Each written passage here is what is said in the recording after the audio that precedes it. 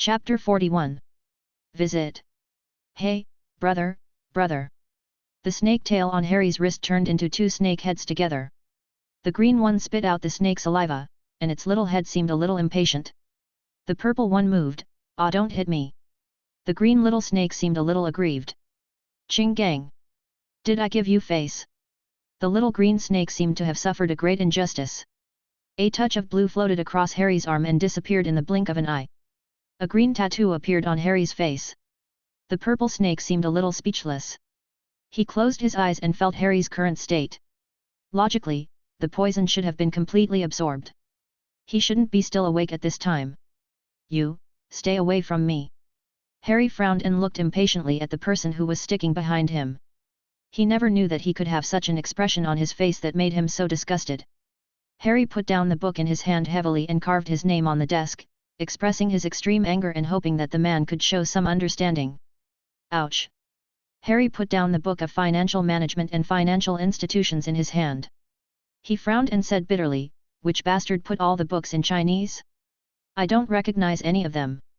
Please have mercy on me." He lay down and put his arms on the desk, his two hands eager to reach over. "I'm you. Don't I know that you don't particularly like reading?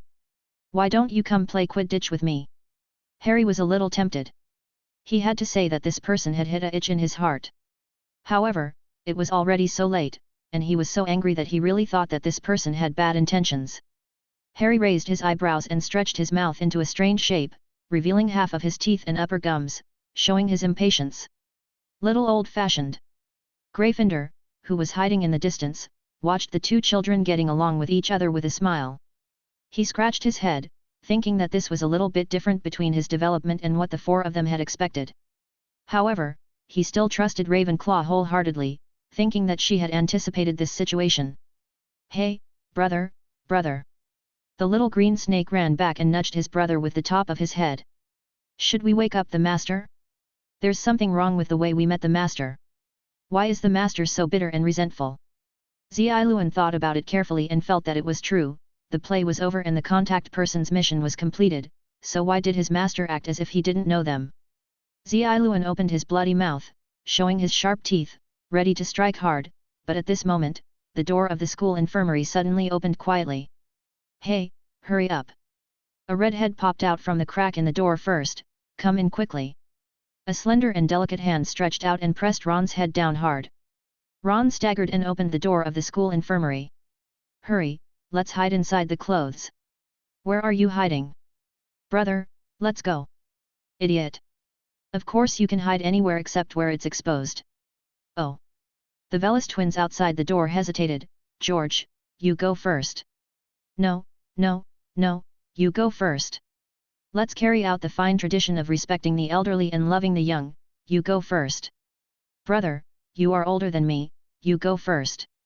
Hermione, who had already entered, looked at the two people outside the door who were performing a crosstalk, and closed her mouth, pursing it into a straight line. "Come in, you two, you are as slow as a turtle." Queen Hermione pulled the two hesitant people into the ward neatly. She didn't know what happened between the twins and Harry, but she knew that if they didn't go in, they would be discovered by the patrolling professors. "Harry," Ron paced to the bed and looked at Harry with a frown, a little worried. He seemed to have slept very poorly. After this incident, he decided not to explore what secrets Harry had. He wanted to follow his innermost thoughts and be friends with him. Hermione was also a little worried when she saw this. Although she was angry that Harry did not follow them, she also understood. She had a vague feeling that Harry was not as weak as he appeared to be. He seemed to be the kind of academic master that ordinary people could surpass with hard work. Hermione, who was following behind, felt a little tired. The moonlight is cool and gentle, and much easier to approach than the sun, but not everyone can reach it. This time, the feeling of powerlessness deeply hurt Hermione. She never wanted to feel this kind of helplessness, this kind of surrender, this kind of abandoning her companions and running away in embarrassment again. Ron had learned about the situation from his brothers. Although he was angry at his brothers for not helping him, he knew very well that if the situation was true, it was definitely not something that two little wizards who were just in the 3rd grade could handle. He was actually very curious about how Harry had survived that situation, and why Hagrid had pinned Harry under him again. There are many different opinions in the school now. Some people have dug up the history that Hagrid's mother was once a giant, and that he was once sent to Azkaban for murdering a classmate. These people believe that it was Hagrid who led Harry and others to the school forest and wanted to kill this savior. It is a relic of history known to all wizards that during the reign of the Dark Lord, giants were powerful allies. A lot of people believed this, but Ron didn't, Hermione didn't, and neither did anyone who had come into contact with Hagrid. As a person Dumbledore absolutely trusted, he was able to let Hagrid take the Philosopher's Stone hidden in the vault, and he was also able to let Hagrid act as a representative to contact the giant hidden in the canyon when the Dark Lord had been resurrected. Ron knew that this must be another attempt by someone to frame him. Harry was sleeping soundly, and the four of them gathered around his bed. Ron whispered this idea to the Veles twins. The two men looked a little strange. They didn't say yes or no.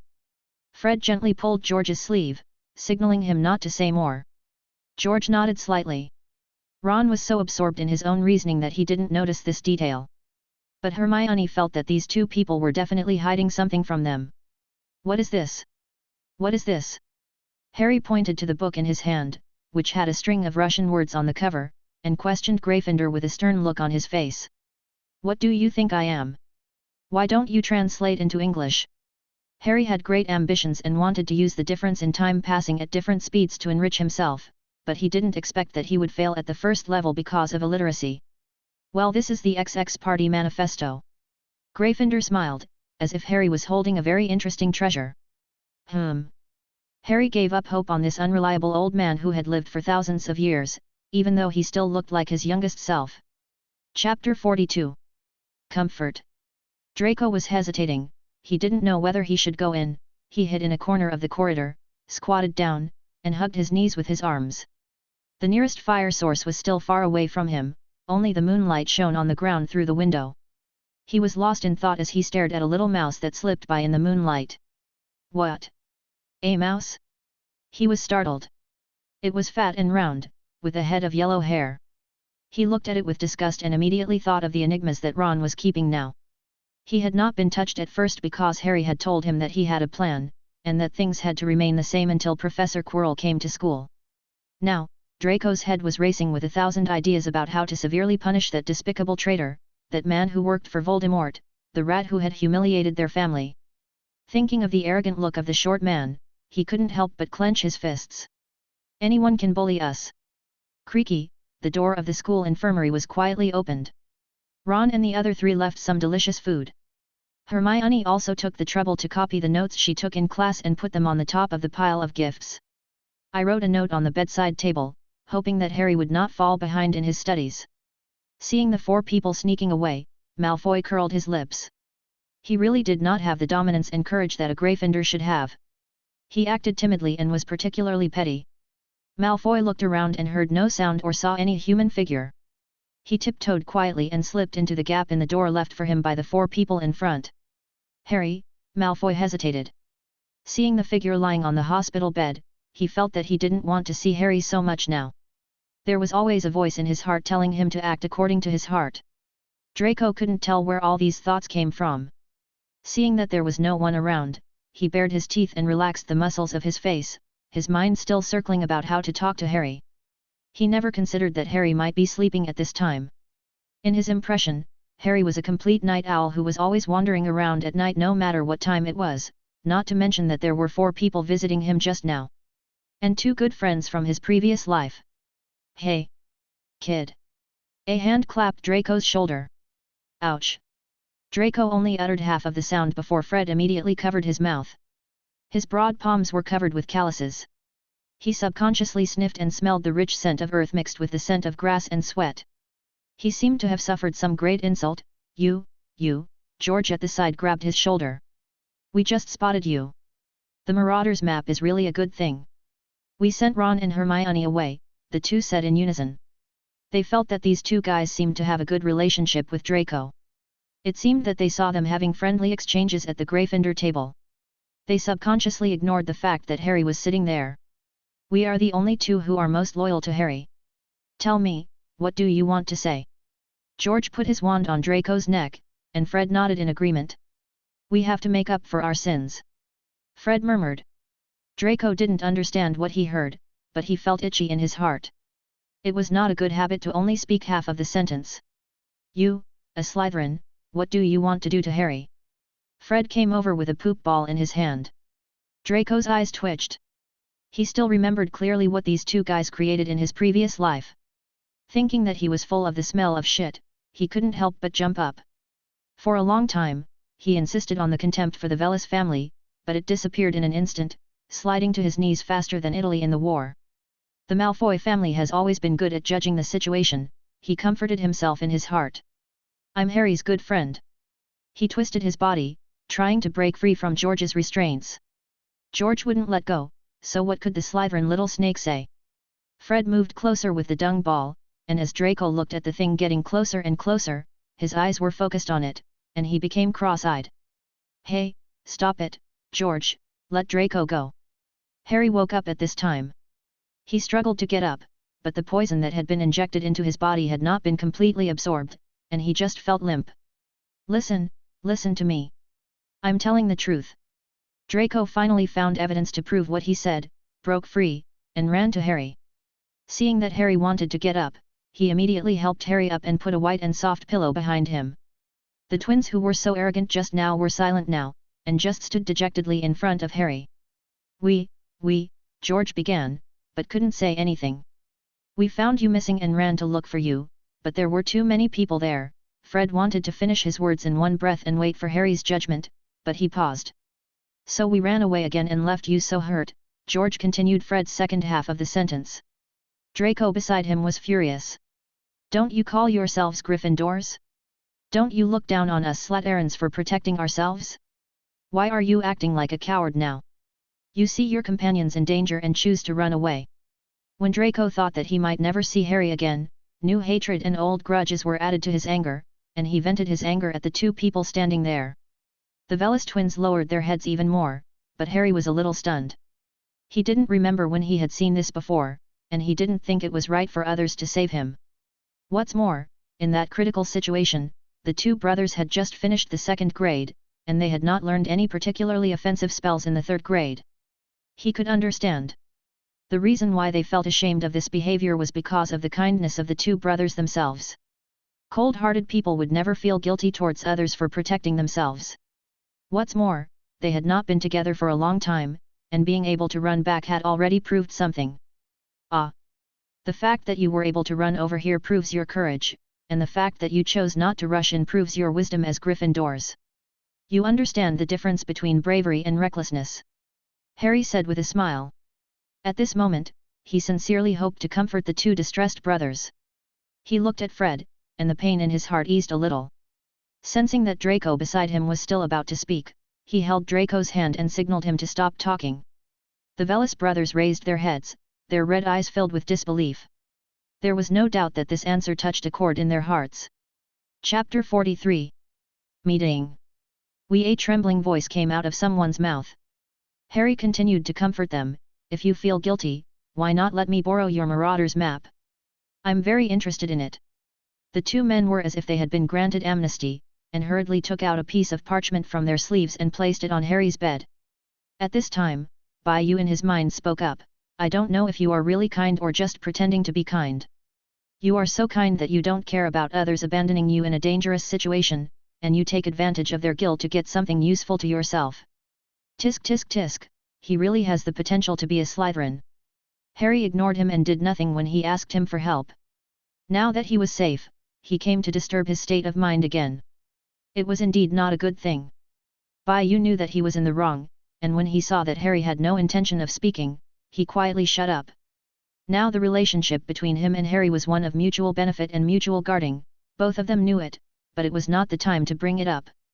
Draco stood quietly aside, no longer as irritable as before. He lowered his head and looked at Harry quietly, his drooping eyelids covering his eyes, his long eyelashes slightly curled, casting a small shadow underneath. No one knows what he is thinking. Harry was feeling a little sleepy at this time, and he yawned slightly. The hypnotic effect of the book was very strong, and after being poisoned, he felt completely exhausted. George saw it and quickly pulled Fred's. The twins' tacit understanding made him immediately understand what George meant. We won't disturb your rest. The twins walked out of the door with unknown mentality, just like they had just met, looking back from time to time. The short distance of a few meters seemed like hundreds of people had walked together. But this time Harry did not call out to them. He understood, but people have emotions after all. The feeling of despair he had felt when facing that predicament once again resurfaced in Harry's mind and also shut his mouth. He closed his eyes and pretended that he was extremely sleepy to ease the embarrassment on both sides. The twins walked out of the room dejectedly. Harry turned his head and looked up to ask Draco, "What do you want from me?" Draco opened his mouth. A lot of things had happened during this period of time. He had a lot of things he wanted to say to him and a lot of things he wanted to explain, but he couldn't open his mouth. Many things seemed to be just like that. The world turned upside down in his heart, but he just casually glossed over it when he opened his mouth. Others would never be able to glean the huge changes in his heart from his words. He did not mention how desperate he was when he learned that Harry was injured and in desperate situation, nor did he mention how uneasy he felt when he could not contact him. The emotional relationship between people is very subtle. In his heart, the closest person in the world, besides his parents, is Harry, with whom he has shared the same experience. But as more and more people gathered around Harry, it was like his treasured treasure was suddenly discovered one day. Even though he could not possess it, he always felt a little lost when that light shone on others. Sharing is definitely not human nature, it is only acquired through education. Possession is the best way to release the desires deep in our hearts. I have been searching for the person you asked me to find for a while but still haven't found him. Harry was a little confused, but then he remembered the little boy who handed the envelope to Professor Quirrell on the first day of school. He seemed to have some clues. "You don't have to keep investigating," Harry said. "Are these people the same as Quirrell?" he wondered in his heart. "Same, but also different." A voice suddenly came out, but Harry ignored him. "Hey!" Draco was a little confused, but seeing Harry's tired look, he shut his mouth and said goodbye to Harry. "I joined the Slytherin Quidditch team." As if remembering something, Draco stood at the door and said to Harry. He didn't know why he did that. "Congratulations," Harry said lightly with a smile on his face. Draco didn't know what reaction he wanted to see from Harry, so he remained silent. After he felt the atmosphere was a bit awkward, he quietly closed the door. "Oh my god, I'm so suffocated. How can these people be so talkative and keep chattering?" A small green snake appeared out of nowhere and wrapped around Harry's arm. Its closely arranged scales slowly rubbed against Harry's arm, leaving faint traces of wetness, which made Harry feel a little uncomfortable. "Okay, shut up now. 5 people combined can't say anything like you." The purple little snake appeared on the white bed sheet and used its tail to slap Ching Gang hard. "Let go quickly. Can't you see that the master is feeling a little uncomfortable?" Harry was a little surprised at first, but then he recalled the scene before he fell into a coma. That mysterious man, no, it should not be called a man, but a collection of snakes. There was also a huge snake wrapped around him, which was as big as a basilisk. He was lucky not to be strangled to death by it. The feeling of oppression resurfaced in his mind. "Who are you?" Harry asked curiously. "Master doesn't even remember us, boo-hoo." After being beaten, Ching Gang loosened his snake body, but after hearing these words, it was as if a switch was pressed. He jumped up and down and jumped onto Harry's chest, twisting around there. Although Harry is not afraid of snakes, the first creature that communicated with him in his childhood was the one locked in the zoo, but he is afraid of snake psychopaths, especially those of unknown origin. Feeling the awkward touch on his body, Harry frowned in disgust, his mouth stretched into a strange shape, and he wanted to raise his hand to expel the little thing off his body. "I'm sorry, Master. Gang hasn't seen you for a long time and I'm a little excited." Ziluan saw Harry's intention and pulled Ching Gang down. His movements were so swift and skillful that it made people feel a little distressed. The 2 snakes were tied in a knot. Ziluan spat out his tongue, tried hard to let the master see his face, and said, "Master, it's normal that you don't remember us now." King Gang's voice came faintly beside him, oh, my brother doesn't love me anymore." The man and the snake were speechless for a moment. Ziluan was interrupted and his body shrank tightly again, making the knot even tighter. He tried to make Ching Gang shut up, but he must have been drowned by his own words in his previous life. When Harry saw this scene, a familiar feeling came to his heart, as if he had seen it before. "Oh, no need, just let it go." Harry felt a little distressed for this well-behaved purple snake. Ziluan didn't move, because he knew that if he let go, the little guy would only become more aggressive. Chapter 44. Injured. Master, we are here to help you. According to Ziluan, they were adopted by the future Harry in a deep mountain. Then one day, Harry suddenly used a magical treasure to send them to the past, and told them that they must show their strength to their past owners, so that they could be adopted. Harry would never admit that this person might be himself. He definitely did not have such a bad taste. What about so many magical creatures? Harry asked, did you summon them all? Harry asked with an attitude of giving it a try. Yes, it was the little green snake that answered, and he spoke as if asking for credit. Our abilities have been greatly reduced after traveling through time, so we can only summon creatures with relatively low levels of danger. After we recover, it will not be difficult to summon the legendary Phoenix Dragon and Kylan. Although the purple snake's tone was flat, he could not hide his pride and pride. Really? Harry was ecstatic. Well, even when we were at our strongest in our previous lives, we could only summon a red phoenix. Ziluan lowered his head, looking a little lost. Oh, it's okay, it's okay. It's already amazing that you can summon a phoenix. Harry hurriedly comforted. Brother, are you sure this was summoned by us? Not by that old guy Dumbledore? He always likes to peck us, just like eating spicy strips. Chingang interrupted him. The two snakes fought each other again, twisting into green and purple twists. Harry stared at what was in front of him, but his thoughts gradually drifted away. He didn't know how to explain this to Dumbledore or whether he should regard himself as a victim. Wow, you are really too powerful now, Bai-Yu in his mind said sarcastically, but don't forget the tasks issued by the system. These two pets are just your assistants. Only the system can make you stronger. Harry woke up as if from a dream. In the warm room, a cold wind blew, freezing Harry's hands. It seemed as if the skin on his hands and the bones inside were two pieces of skin, one cold and one hot, which could be pulled apart at any time. Then the feeling expanded, and Harry curled up in pain. The pain that had just passed through appeared in Harry's body again. The pain this time was a little different.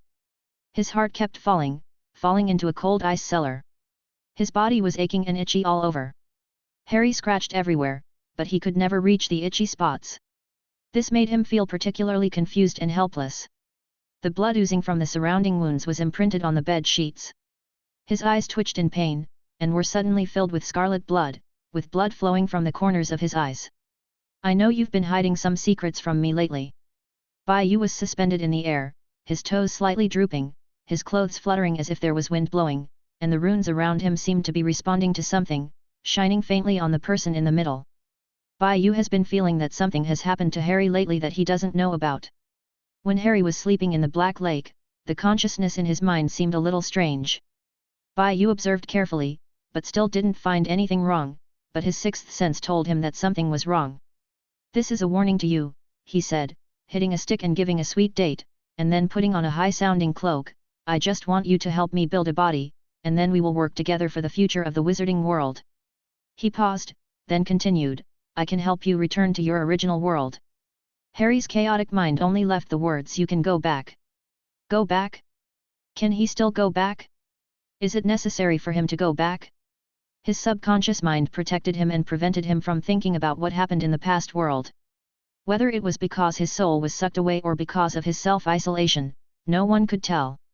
The sudden noise startled the two little snakes playing nearby. Why is the master having another attack? Hurry! Two little snakes rushed into Harry's arms and immediately turned into tattoos. Harry suddenly felt a coolness sweeping over his body, his head felt dizzy, and a fragrance entered his nostrils. Harry felt like he was back in his mother's arms and fell into a deep sleep. Bai-Yu in his mind seemed a little exasperated. Was this person coming to quell him? Had the future Harry already escaped from his control? His golden hair suddenly lost its luster, and his deep blue eyes were filled with dark clouds. What is going on? Can you give me an explanation? Stop eating candy. Snape used a wand spell to knock the orange candy out of Dumbledore's mouth. Well done. In the portrait hanging on the wall, a well-dressed and elegant lady jumped up to express her support for him. Don't be so irritable. Be calm and peaceful. Dumbledore said with a smile. It's my fault after all. Snape seemed to blame himself, and his calm poker face finally revealed a trace of guilt. If he hadn't sent Harry to detention out of anger, he wouldn't have been attacked. It seems that Harry can't leave the castle for some time, and he doesn't need to practice Quidditch. Arrange a detention for him at night. Snape had his own little thoughts. Fortunately, Dumbledore saw through it and refused with a smile, there's no need to cancel the training. I'll arrange the detention. Looking at the unquestionable look on his face, Snape knew that there was no hope for this matter, but detention was enough. Harry had no idea of the tragic things that were about to happen to him. Here, when Madame Pomfrey opened the door of the school infirmary the next morning, there was a scream, scarlet blood soaked the sheets, and the smell of blood mixed with the smell of medicine gave Madame Pomfrey, who opened the door, a great shock. There were fresh green plants hanging next to the white walls, and the two scenes formed a sharp contrast, making Harry look particularly miserable. Madame Pomfrey rushed in. Dumbledore rushed over when he heard the noise. The mural on the wall told him that something had happened in the school infirmary. There were brown chocolate crumbs hanging on his white beard. This is the third time. Dumbledore was guarding the school infirmary, his blue eyes burning with anger, his sharp gaze sweeping around, his wizard robes rustling, and because of his rage, the powerful magic waves generated broke through the walls of the castle, and the whole building shook. The professors and students who were in class were looking around. The ghosts in the castle seemed to sense something and gathered in front of the school infirmary. The fish in the black lake popped their heads out, and a giant octopus quickly rushed to the shore. The portrait at the door of the school infirmary was crowded with people. The first one to arrive was Professor McGonagall. Dumbledore had calmed down, but the aura he exuded was chilling. The professors were silent, and only the big hole in the wall told of what had just happened. A red stone fell down, and a big hole emerged with dark brown, fuzzy hair. Professor Dumbledore, what happened? It's Hagrid. Chapter 45. Warning. Hogwarts was turned upside down at this time. The professors who had taught in this school for decades witnessed for the first time the authority of the principal in this school. Countless ghosts in the castle appeared in front of the public, some familiar and some unfamiliar. The dusty Iron Man in the corner of the castle moved his body, and his rusty joints made a creaking sound, and he began to move along the corridor. The entrances and exits of the secret passages in the castle were also blocked by an invisible transparent wall, and the Velis twins who wanted to escape and buy some joke products were also blocked. It was George. He covered the red spot on his forehead and started cursing. The stairs in the main building began to spin wildly, as if they were infused with souls. The entrances and exits of each dormitory were also locked. The creatures on the murals on the walls began to flow away, whether they were humans or animals. Even the giant monster dancing ballet moved its eyes. The knights began to drag the disobedient students into the nearby classrooms or dormitories and gathered all the students together. The house elves in the kitchen walked out of the kitchen. They received the task of protecting the students. The 4 huge colored holes erected in the auditorium also began to change their appearance. They turned into 4 colored beams of light and flew out of the castle, covering the entire school in a protective shield. Dumbledore raised his hand and waved his wand, and Hagrid's figure appeared in the corridor. Although he was a little smaller, he still huddled there somewhat aggrievedly. The broken walls, with bricks falling off, suddenly found their way home and mended themselves.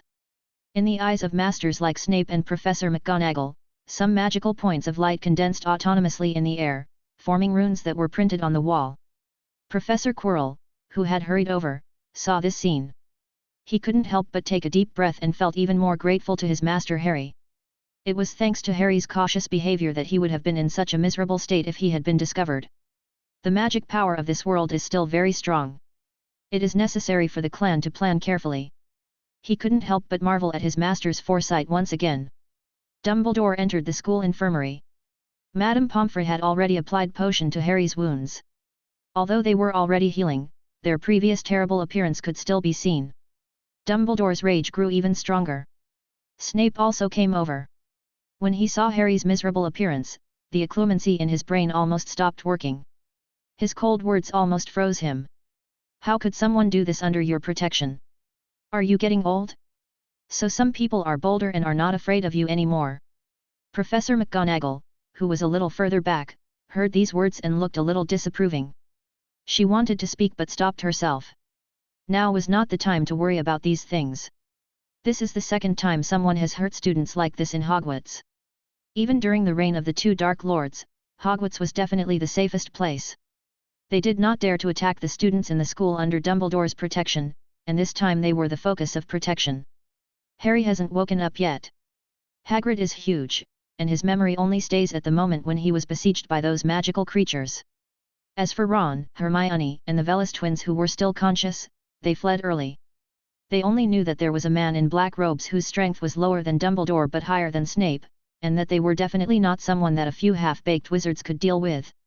Dumbledore suppressed his anger. He turned to Professor McGonagall and said, "Go and invite Ron, Hermione and the Velis twins from your college." Professor McGonagall became even angrier. At this moment, Dumbledore asked her to invite these people. It seemed that they must have violated the rules and went to the school infirmary last night. Professor Snape on the side was somewhat gloating. He also understood that asking for an invitation at this moment was definitely not a good thing. Unexpectedly, Dumbledore turned around and said to him, "Please invite Mr. Malfoy as well." Snape didn't say anything, but everyone present could see that he looked serious and exuded a cold aura. "Flitwick, go tell the prefects of each college and the professors who are still teaching to stop what they are doing and gather the students in the auditorium." Dumbledore waved his hand, and a red phoenix appeared in front of everyone. Fawkes turned his head, as if he smelled something delicious. "Let Fawkes take you there. Remember to hurry. I will be in the hall soon." Dumbledore looked serious. The professors around him did not understand why he was so alert just because Harry was injured. Even during the dark period of those years, Hogwarts had never been so alert. However, they still did as they were told based on their trust in Dumbledore. In the middle of the class, the castle shook, and Professor Binns ran out, passed through the wall of the classroom, and accidentally bumped into a classmate. The little wizard shivered all over, and the sleepiness that had just emerged disappeared in an instant, and he immediately became clear-headed. Professor Binns stopped the chattering of some little wizards below. Hermione, who was sitting at the bottom of the classroom, said to Ron, "I don't know why I have a bad feeling in my heart." Ron didn't take it seriously. He flipped through the thick textbook History of Magic and looked at the various rebellions described therein. Comparing them with the wars in his memory of his previous life, he couldn't help but sneer inwardly. Why did it feel like playing house? Professor McGonagall pushed the door open and her cold gaze was fixed on Ron and Hermione. The two little wizards were immediately frozen in place, with a feeling of impending disaster in their hearts. The sky was exceptionally blue, with large clouds floating slowly above and the sound of birds chirping coming from the distance. Harry lay on the soft grass with his hands crossed and his arms raised. His head was resting on the pillow made of his arms, looking relaxed and comfortable. He squinted his eyes slightly, with a smile on his lips, and his head swayed rhythmically. There was a collapse on the lawn not far away. It was Gryffindor, and he also lay down like Harry. "Aren't you anxious now? People outside are worried about you." Gryffindor thought about the scene he had just seen and made a clicking sound. This little kid is really likable. So many people are worried about him. Shouldn't he say that he is worthy of being the savior chosen by Ravenclaw? "Let me rest here for a while." Harry moved his nose and took a deep breath of fresh air. The air here was a little different from outside. He opened his eyes and could not see any trace of magic flow, but he could feel the abundant magic around him. Staying here for a while would be good for his body.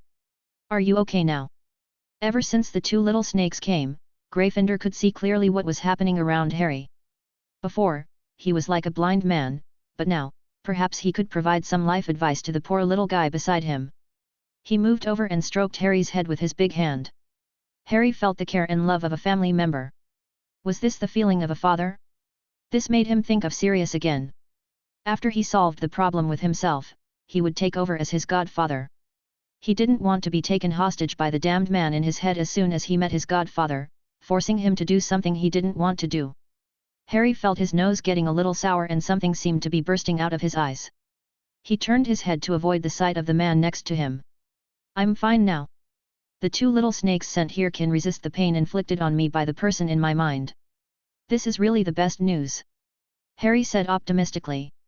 Chapter 46. Talk. "So what are your plans now?" Gryffindor asked calmly, not urging Harry to leave this place that could give him inner peace. It was not like talking to a friend, hoping that Harry could reveal his true thoughts. As for plans, there is indeed one. Harry became excited when he mentioned this. He sat up, turned towards Gryffindor, and said excitedly, "The conflict between Muggles and Wizards mentioned by that person is the best excuse." "Oh? I'd like to hear more about it." Gryffindor seemed to understand something. If that person doesn't live in this world and treats us as his food, he will definitely not bend down to understand the thinking habits, behavior patterns, morals, etiquette, and ethical principles of human beings. Harry was a little proud. After all, this was the first time he used his own brain to think about such a complicated problem, and he still had some sense. He wants to control me with this excuse, so I must build my own forces to achieve his goal. But as to whether the people I build are to mediate the conflict between Muggles and wizards, or to fight against foreign creatures like them, he may not be sure. Then have you ever thought that your every move is under his control? Including your inner thoughts? Gryffindor asked. Including how can you be sure that your subordinates still have the courage to fight in the face of such a cruel truth? Maybe they think that they don't care about what happens after death while they are alive, and their souls will be eaten after they die. Gryffindor continued to ask questions. Well, although I don't have the ability to find out what you mean by eating one's own soul, I think their purpose is definitely not that simple. Harry was very sure that if the soul would be eaten after death, there would be no need to send his men to infiltrate the human world. Gryffindor paused, something seemed to be coming out of his head, but the brain's protective mechanism to prevent him from hurting himself was indeed not that simple. Harry continued, as for the surveillance you mentioned, what I just said is the way to deal with this situation. It is precisely because he does not understand and is not limited to capturing our living habits that he has a distorted understanding of what I said. Different people may have two completely different understandings of the same thing, and will have different handling results. And for something external, the difference in their understanding may be even greater. Harry smiled, feeling confident.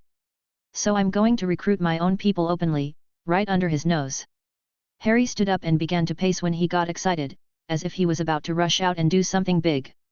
Gryffindor looked at the little boy with a face full of satisfaction, but at the same time he was a little worried.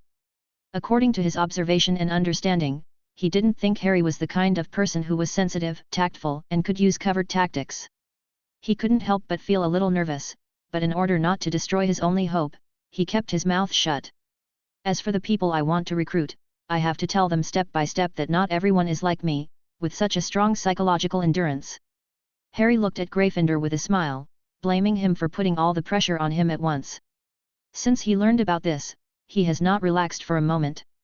He has to be careful not to accidentally leak his thoughts to Bayou. He also has to read a lot of books during breaks. Only at this time can he think about these things. Gryffindor turned his head away and smiled embarrassedly. Young people should be understanding. He, an old man, had been alone in this space for so long, and the psychological pressure he had to bear was too great. Finally, he met someone and he had to talk to him. Then how are you going to recruit them? How do you start the action? This is not an easy thing to do. Human beings are extremely complex. You can't be sure if they will betray you one day, especially when facing such a powerful force. Gryffindor was a little worried. Although this kid's soul was relatively strong and seemed to be a second-life human, he was not very good at recruiting troops and didn't seem to have much experience in this field. Harry kept his mouth shut for a moment, a little hesitant. This was indeed a difficult thing to do. Another Harry suddenly appeared in front of him. He was wearing clothes that Harry had never seen before, a black tight leather jacket, a black jacket, and a jingling silver necklace outside the jacket. He had a black earring in his right ear, he had his bangs smeared up and dyed white, and he was wearing black leather boots on his feet. Harry turned around and saw his other self. He was so angry that his teeth itched. Why did that person deserve a beating? A familiar scene appeared in his mind. Isn't this a Shamit? The sudden incident broke Harry's ambition. He just stopped and his brain, which had been smoking, came to ease his anxious heart. Come here for a moment. Harry smiled. The other Harry stopped his jingling steps and looked hesitant. I always felt that this person had bad intentions. Two flowers bloom, one branch each. Here, the twins who were caught by the night cursed and staggered to a familiar place. As soon as they saw that tall figure, they immediately became very well behaved. At the same time, Professor McGonagall also rushed over with Ron and Hermione. As for Draco, he had been standing there for a long time. He didn't dare to look up at the headmaster who was killed by himself in his previous life. Dumbledore didn't say anything. When Draco saw the four people coming over, he knew that the night tour last night had been exposed. He was a little angry for a moment. He was sure that someone had seen Harry and did not return to the dormitory, exposing the matter. It was definitely the Velis twins. He glared at the two men viciously. Unintentionally, Draco looked up at Dumbledore's eyes, his mind paused, and a familiar feeling came over him. This feeling, he often felt when he was under Voldemort. Hiss, legilimency, Draco cried out inwardly, oh no. Dumbledore raised his eyebrows, there was another interesting little guy. As for George and Fred, since they had caused so much trouble, they thought the professor was coming to settle accounts, so they just lowered their heads and slowly moved over, sneezing from time to time. It was all because the smell of the armor next to them was too charming, the smell of dust that had accumulated for thousands of years was so generous that they could smell it. When the two looked up and saw the four people in front of them, they felt relieved for a moment. It was good that they didn't have to settle accounts. As for visiting classmates, they wouldn't call their parents for this. Even if they did, they could use the excuse of visiting friends to fool their parents. Dumbledore looked calm. He looked at the four little wizards below, a pair of twins, who were still fighting and playing without knowing the truth, poking each other. On the other side, Hermione and Ron were whispering there.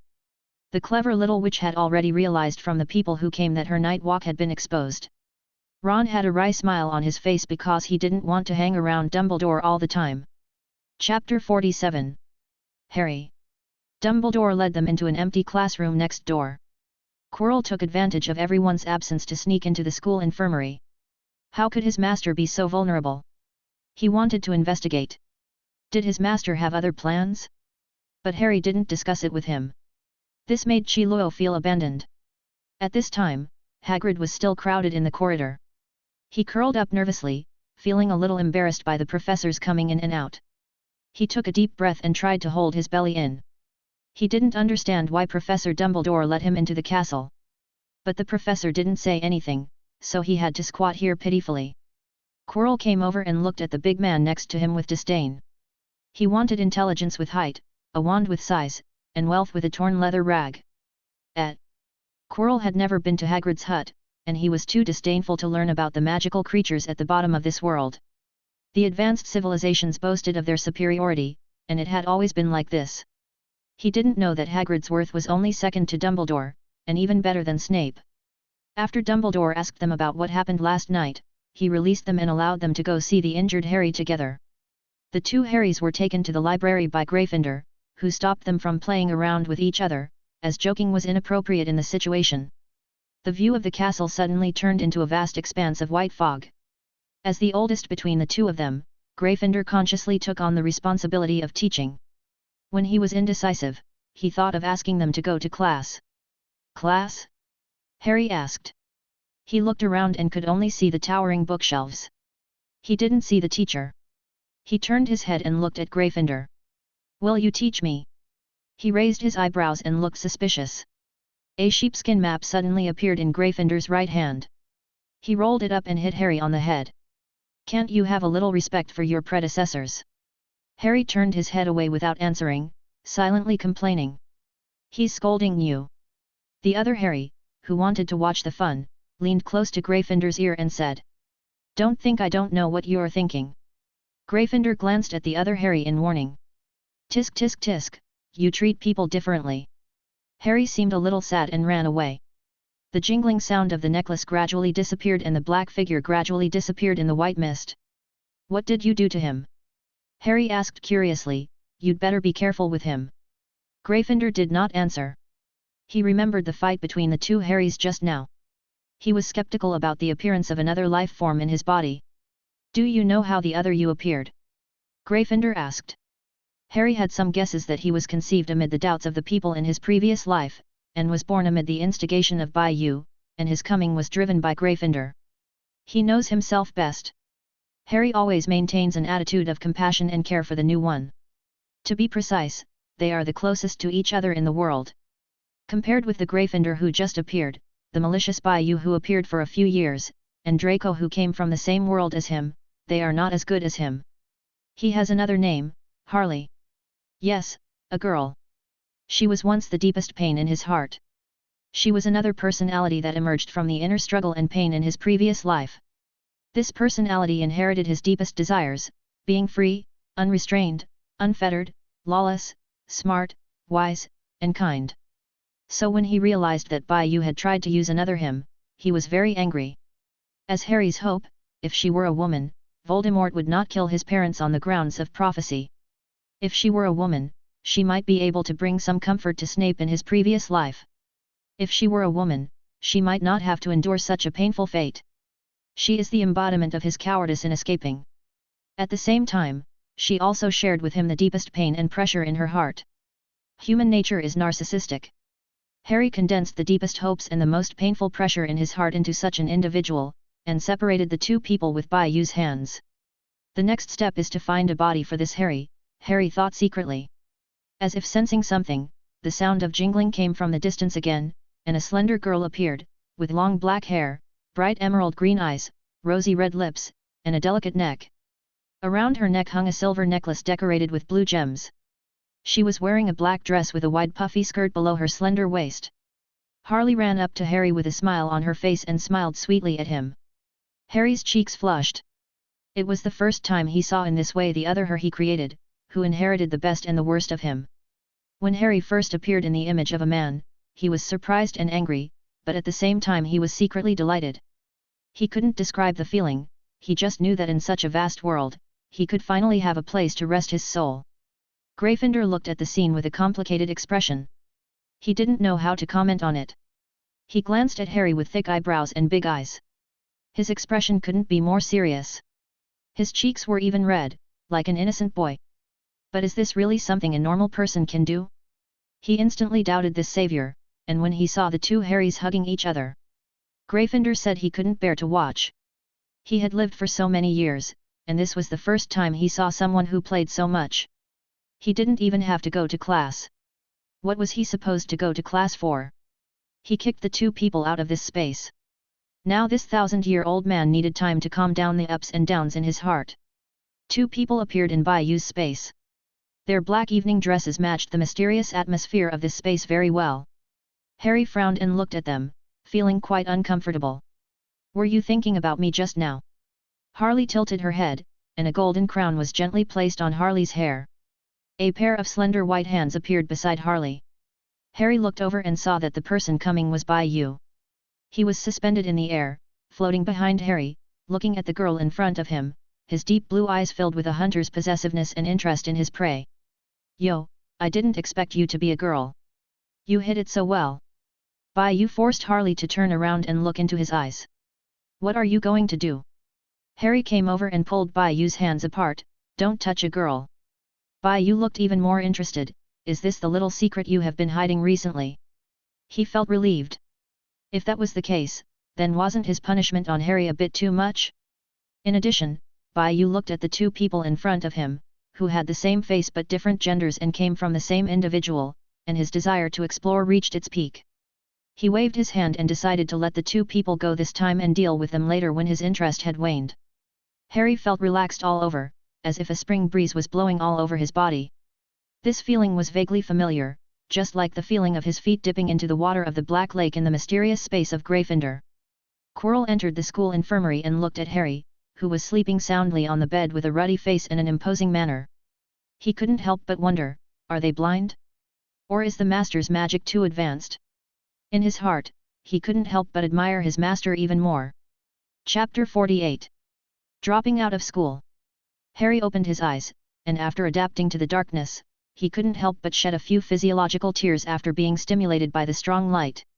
He tilted his head and saw that the mountain of gifts next to him had disappeared, and only a few black notebooks were left on the white sheets. "Master, you're awake." Quirrell had a flattering smile on his face. He bent down slightly and handed Harry a cup of warm water with both hands.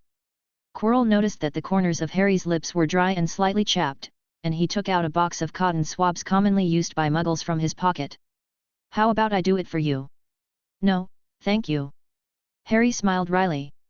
Seeing the strange behavior of the wizard in front of him, he felt that it was not easy for him to live peacefully in the wizarding world for so many years. This Quirrell is really a combination of contradictions. He looks down on Muggles, but he likes things that Muggles use very much, whether it is cotton swabs, computers or cameras. He has an abnormal obsession and love for them. Harry stared at Quirrell. Is it possible for this man to turn him against the party? Quirrell was a little scared by Harry's gaze. Could it be? Could it be that the master knew my original disrespectful thoughts? His legs understood the master's thoughts very well. His knees kissed the hard floor with a thud. His lumbar spine also bent into an arc as he wished, kneeling down to give Harry on the bed the deepest worship. What are you doing? Get up! Harry immediately struggled to his feet, and at the same time he became more alert to Bayou in his heart. What kind of person is he? Idiot! Harley seemed to have grown up all of a sudden. She changed into a silver-white tasseled fishtail skirt and sat on the soft sofa that Bayou had conjured up for her. There was a slightly concave groove next to it. The owner of the groove was wearing a black suit and a flashy purple tie. He leaned in to see what Harry was thinking. A faint fluorescent light was printed on Bayou's face. There was a hint of surprise and anger at being offended in his expression. Then, a strong light burst out from his right palm, as if he was going to do something next. Wearing golden high-heeled shoes inlaid with bright diamonds, Harley walked slowly towards Bayou. Her pointed heels stepped on the empty ground, and circles of light appeared on the ground. Her slender fingers stretched out and rested on his exposed wrist. Bayou felt the soft touch on his wrist, the delicate skin, and the fresh floral scent, and somehow he followed the force and sat down on the sofa. Just feel bad. Harry pursed his lips, smiled, and didn't say much. Bayou also laughed. He conjured up a comb out of thin air. The black teeth of the comb appeared and disappeared in the golden hair as he slowly started combing. At this time, Madame Pomfrey came in with a box of potion. She looked at the scene in astonishment. The weak Harry tried to support his body, his arms trembling, his lips were dry and his cheeks were red, as if he had a high fever. Quirrell maintained the posture of getting up, with his legs slightly squatted, his hands on the bed, his arms spread out, like a spider spirit that had not fully adapted to human life, with wrinkles pressed out one after another, as if he was going to pounce on Harry viciously in the next moment. What are you doing? Madame Pomfrey dropped her plate, and the crumbs on the ground scattered everywhere. One of them went straight to Quirrell's trouser leg. Ah, was someone's scream. Harry looked stunned. He was surprised to see Madame Pomfrey carrying Quirrell out. Quirrell looked bitter. He opened his mouth slightly, pointed at himself. His eyes showed a look of seeking help. Harry shrugged, indicating that he could do nothing to help. As if remembering something, after everyone left, Harry turned up his sleeves, looked at the two snake-shaped tattoos on them, and called out softly a few times, but there was no response. He touched the spot with a look of heartache and guilt. Here, Professor Dumbledore came to the Great Hall, followed by a few small tails and a big tail. The small tails were pushing and shoving each other, as if none of them would give in to the other. The big tail stood at the back, looking at the group of lively children in front with a smile on his face. The hall was filled with a magical fragrance. After Hermione entered, she took a deep breath, her eyes filled with obsession. A pink line emerged from the depths of her eyes and then disappeared. Ron and Draco pushed against each other, neither of them giving way to the other. It's all your fault for going in there and causing Harry to get hurt. If you hadn't gone in, Harry might have been fine. You're not much better off. Did you abandon Harry and run away? You guys should get back to the team. Dumbledore turned around, interrupted the quarrel behind him, and spoke kindly to the little wizards behind him. These people felt as if they had been granted amnesty. Ron took the opportunity to pat Draco on the arm. Percy stood in the front row of the Gryffindor students, looking at the 3 red-haired students and 1 brown-haired student who were running towards him with a look of disappointment on his face. The young wizards plunged into the crowd and disappeared into it, like a drop of water merging into the sea, while Hagrid stood behind Dumbledore, like a door god, guarding his most beloved headmaster. Quiet Dumbledore stood in the front and nodded to Snape as he passed by. The professor immediately disappeared, leaving only a flash of red light and a golden red feather left where he was. The little wizards who saw this scene exclaimed in surprise. Professor McGonagall saw this, bent down, and held the feather in her hand. She looked down at the feather that was slowly turning black, with a vigilant look, and looked up at the familiar person in front of her, clenching her wand. Behind Professor McGonagall, in Dumbledore's eyes, the entire hall was filled with pink gas. The chattering little wizards gradually quieted down.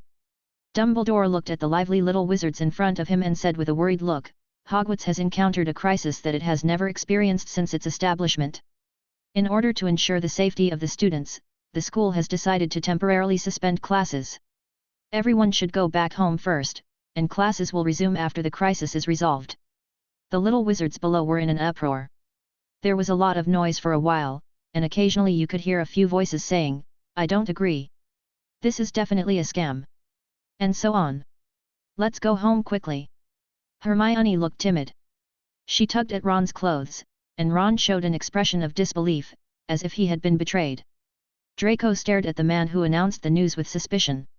He first looked anxious, then terrified, and finally, taking advantage of the large number of people in the hall, he quietly crouched and left from a corner of the hall.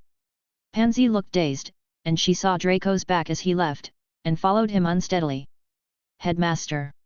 Professor McGonagall walked forward quickly, looking shocked, and opened her mouth. Dumbledore did not answer, nor did he pay attention to the noisy voices of the little wizards below. He looked towards a place in the air, and the little wizards below gradually became silent. When Ron saw that something was wrong, he wisely squatted down. The little wizards beside him looked dazed and their movements were stiff. Ron opened his eyes wide in horror. This was another group of sleepwalking Harrys. Ron began to tremble unconsciously. He covered his body tightly with his arms and slowly moved under the dining table. He just hoped that there would be a professor who could change the situation, or a normal person who could come from the crowded crowd. Professor McGonagall's expression also became dull. She opened her mouth and said hoarsely and slowly, "You are right." The little wizards below responded one after another, "That's right." There were still 3 people who were sober. One of them watched everything coldly, without any trace of his usual self in front of his classmates. Another one moved his black hair slightly, and the hair accidentally fell on his face, which made him feel itchy. Quirrell hid at the entrance of the castle, quietly watching the scene inside. "Damn, why is this guy here?" There was a figure lying on the ground behind him. Chapter 49. Auditorium. On the hard stone floor, Madame Pomfrey supported her body with her elbows and felt dizzy. She recalled the last scene before she fainted. The figure that attacked her overlapped with the figure in front of her, Quirrell. Madame Pomfrey stood up, holding a wand in her hand, pointing it at the person who was peeping. It was as if Quirrell had eyes behind him. He waved the wand in his hand casually, bang. Madame Pomfrey fell down again. "What a trouble! I have to modify her memory." Quirrell seemed a little impatient. He used a levitation spell to help Madame Pomfrey to the side, his eyes still fixed on the scene happening in the hall. "We'll go home and tell our parents that Hogwarts is closed." Quirrell shuddered. No matter how many times he watched this scene, he still felt uncomfortable. "Why don't I ask my master what I should do next?" A subordinate who doesn't share the burden for his master is not a good subordinate, Quirrell thought to himself. Why is Hogwarts suddenly closed? Here, Draco, who had just run out of the auditorium, saw Professor Quirrell in front of him and was secretly delighted that there was finally a normal person in this school. He looked back, but the hordes of zombies still frightened him after all. He quickly followed, wanting to seek some sense of security, but then he thought of the death of Voldemort in his previous life. He saw some news in the reports that the reason why their first-year Professor Zillow left was that he was possessed by Voldemort. Thinking of the boiled egg without a nose, Draco gave up this decision and went to the infirmary to find Harry first. Harry definitely has a way. But why is this person taking the same path as him? When Harry heard the news, he propped up his tired body, put on a coat, and asked Quirrell to take him to the Great Hall. Bayou in his mind showed a smug expression, and Harley beside him noticed it. She turned her head, slightly suspicious, and asked softly, "Is it you?" Bayou didn't say anything. He just crossed his legs and leaned on the sofa, with one hand casually resting on hers and the other hand holding Harry's wrist. Holly did not struggle, she just stared at Bayou, hoping to get an accurate answer from him. Bayou ignored it, his thoughts drifting back to that day, the day he had just met Harry. The noise, screams, and crying filled his brain for a moment, and he became extremely annoyed. Bayou shook off Harley's wrist and disappeared in the blink of an eye. "Psycho," Harry cursed and turned to look at the scene outside. Draco watched Quirrell enter the school infirmary. Before he could react, he found that the two of them were walking together closely and hurriedly. From time to time, Quirrell supported Harry who was about to fall. The midday sun gradually shone on Draco's shoes. He was full of doubts about the relationship between the two people. He felt a sense of disappointment and betrayal in his heart, but then it quickly disappeared. A feeling of worry filled his brain and controlled his body. The poor control was obvious, and the hidden control was deeply rooted in people's hearts. Draco escaped from the rigid crowd, but never realized that he was actually trapped in a cage. He caught up quickly and took Harry's other arm. There is something wrong with the teachers and students in the school. Quirrell looked at Malfoy, who suddenly appeared, and consciously swallowed some words in his stomach, leaving only some things that could be put on the surface. Malfoy took over the conversation. Dumbledore said he wanted to disband the school. The students around were all very surprised at first, but then they didn't know what happened. They all shouted to go home, and the professors didn't say anything. I don't know what's going on now. Malfoy quickened his pace. Hogwarts was one of the places where he had the deepest emotions, carrying all his pain and joy. The best times of his life were spent here. He didn't want this school to be disbanded so quickly and inexplicably. Harry frowned. He had just heard from Quirrell that there was definitely something wrong with Dumbledore. The portraits on the wall became restless. They also learned from various sources that the headmaster wanted to disband the school. There were screams, noise, and crying. The mobs were holding wooden sticks and yelling. A portrait on the wall watched all this indifferently, as if it had happened many times before. Ding, ding, ding. The sounds of iron tools and stone slabs colliding gradually became louder. At the other end of the corridor, many suits of armor appeared. The smell of dust, earth, and rust, this mixed smell rushed into Harry's nasal cavity. Harry covered his nose in unbearable pain and clenched his wand in his hand. At this time, several house elves suddenly appeared. One of them was wearing a dark brown bib and looked very old. He bowed deeply to Harry and the other two and said, "The headmaster has ordered Harry Potter to go to the school infirmary to rest." The elf's eyes were full of guilt, and the ones behind him kept bowing and shouting sorry, sorry. Harry didn't want to waste time here, so Dobby, a well-dressed elf wearing human butler's clothes, appeared in front of the three of them. "Stop them quickly. Curlo, go move those armors away." Quirrell knew that this was a good opportunity to show himself, but at the same time he was secretly thinking, weren't those in the auditorium made by the master? The myriad of thoughts in his mind did not affect his quick movements. The elves standing in front of him did not seem to have much desire to resist. The famous Harry Potter, the great headmaster Dumbledore. Harry felt the entanglement and struggle. He sighed and let Draco support him as he walked slowly along the path ahead. "Be careful." Harry supported Dobby, who was about to fall, and at the same time waved his wand to save another elf who was attacked. Bang, bang, bang. The elf knelt on the ground and slammed its head, which was extremely asymmetrical with its body, against the wall. "Bad elf, bad elf." At this moment, the tattoo on Harry's body moved quietly. Harry walked towards the Great Hall with a heavy heart. Emotionally, he didn't want that person to be Dumbledore. How could a person change so much in such a short time? But his reason told him that being able to command professors, command the armor that had been sealed in the school for many years, command the house elves in the kitchen, and the energy shield that Quirrell mentioned to protect Hogwarts, these were not something that any random substitute could do. When Harry stood at the door of the Great Hall, looking at the many dazed little wizards, the stiff-moving professors, and Dumbledore standing at the front, just one glance and the hammer of judgment fell heavily, shaking Harry's soul. "Oh, look who's here! This is our great savior!" Dumbledore's eyes turned black without him knowing. He stared at Harry, who was standing at the door in a playful manner. As if guided, the wizards turned their heads and looked at Harry viciously as if he were an enemy. Harry took a step back. Ron, who was hiding under the table with a struggling expression, suddenly woke up when he heard the voice. He had a look of joy on his face, but at the same time he was very worried in his heart. Ron crawled out from under the table, stood on it, faced the door of the Great Hall, and turned his back to Dumbledore. "Don't come over here, run, Harry!" he shouted loudly. This time he would never let Harry get hurt again. Chapter 50. Bundling. With a whoosh, Harry felt as if there was something extra in his head, but he couldn't care less about it at the moment. Draco only felt a flash of red light before his eyes, which seemed to be mixed with a black shadow. A familiar feeling swept over his body. He looked around carefully, but there was nothing, as if what he saw just now was just an illusion. Looking at Ron, who suddenly appeared in the crowd, Bayou raised his eyebrows, as if thinking about something. How could he not be controlled? He turned his head to look at the glass wall, and Harry had passed through the wall and ran to a man in a large cloak. Bayou tilted his head, his face full of disbelief. How did this guy get in? Black greasy hair, a pair of cold thin lips under the grooved nose, and eyes that usually made people dare not look directly at them were tightly closed. "Professor, what's wrong with you?" Harry asked anxiously. She tugged at the professor's robe, and his legs shook a little, but there was still no movement. She turned around and stared at Bai-Yu angrily. What did you do to the professor? Seeing Harley like this from afar, Bai-Yu felt that his goal had been achieved.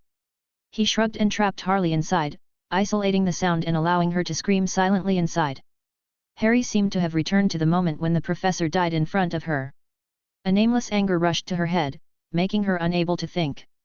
Her delicate fingers clenched into fists, her whole body was tense, and her green eyes were like two burning emerald flames. She was another Harry, bearing all his most painful memories. Harry's palm was scratched by something that suddenly appeared.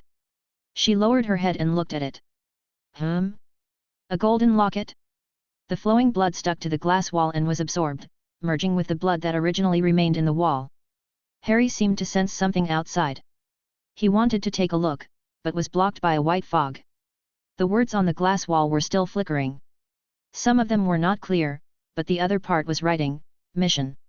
Seize the authority of Hogwarts. Describe Hogwarts. This was the system task that Harry had ignored for a long time. Bai-Yu was very dissatisfied with Harry's passive resistance, so he planned today's scene, and by the way, he wanted to test Dumbledore, warn Harry, and capture Snape. He had been planning for this for a long time, and finally found a bug in the system. He could finally capture the potion master he had been eyeing for a long time. This person's soul should be able to. Even Harry's own unusual behavior was selectively ignored by him. Now it was time to settle the accounts. However, action is action, and being exposed is not what he wants. Except, how come the little boy with red hair standing on the table was not controlled?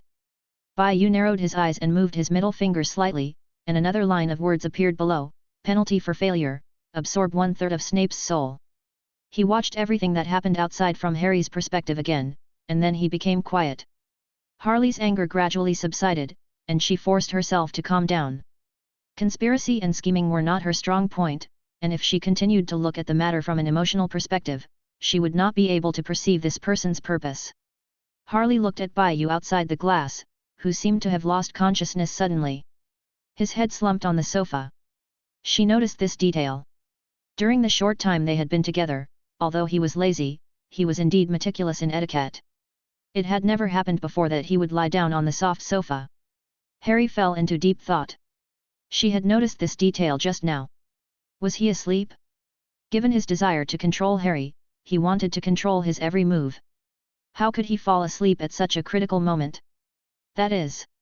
Harry ran to the front, and the zombie-like little wizards turned their heads and looked at Dumbledore, who was in the front. Dumbledore didn't say anything, and the original spirit in his eyes seemed to be sucked dry all of a sudden, as if it wasn't him who said that just now, as if he only dared to say some harmless, sarcastic words. Ron stood on the table trembling.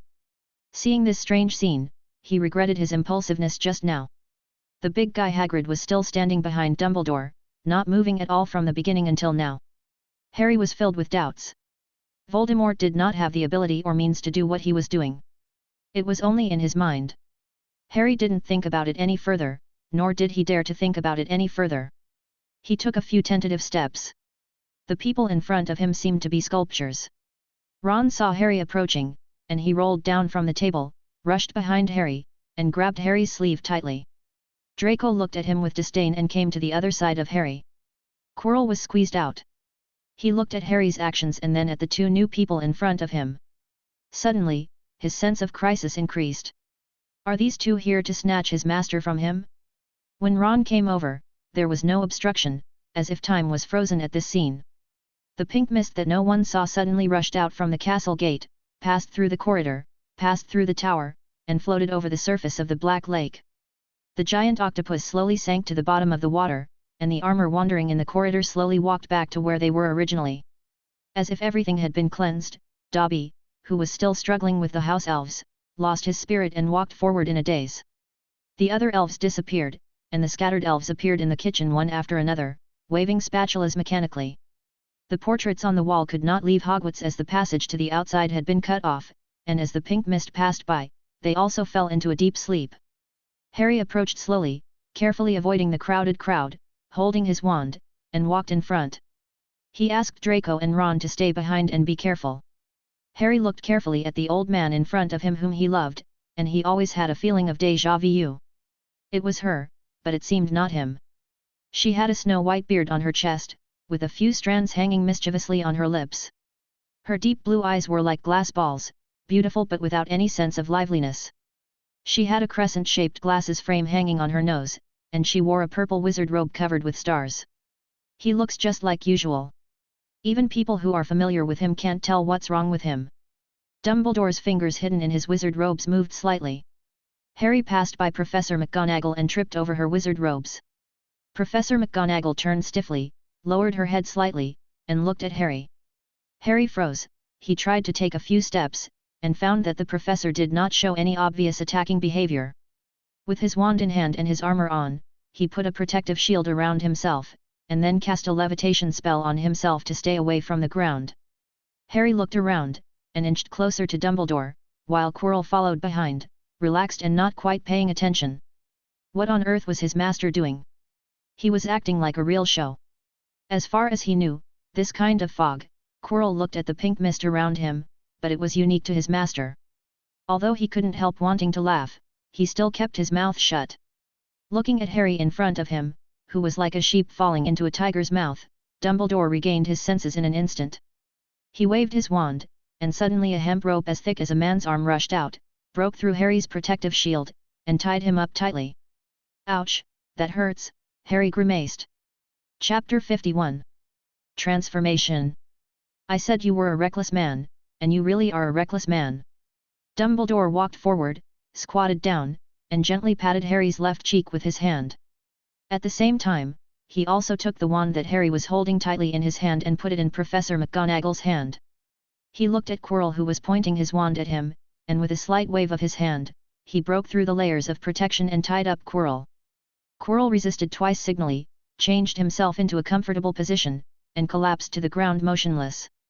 He lay in the middle of the crowd, looking at the various heads above him, with all kinds of stiff expressions. For a moment he was fascinated. This person's nostrils were so big, this person's nose hairs were too thick, and some people's noses were very nice. Quirrell observed carefully, he really didn't understand this game, and adhering to the principle of talking more makes more mistakes, he chose to lie down, ready to see what his master was doing.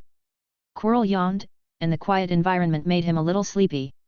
Anyway, he will definitely be fine. Draco was smart, and when Harry asked him to stay outside the crowd, he sneaked out of the hall, used the disillusionment charm that he had not successfully cast since he came to this world, and quietly went up to the 8th floor.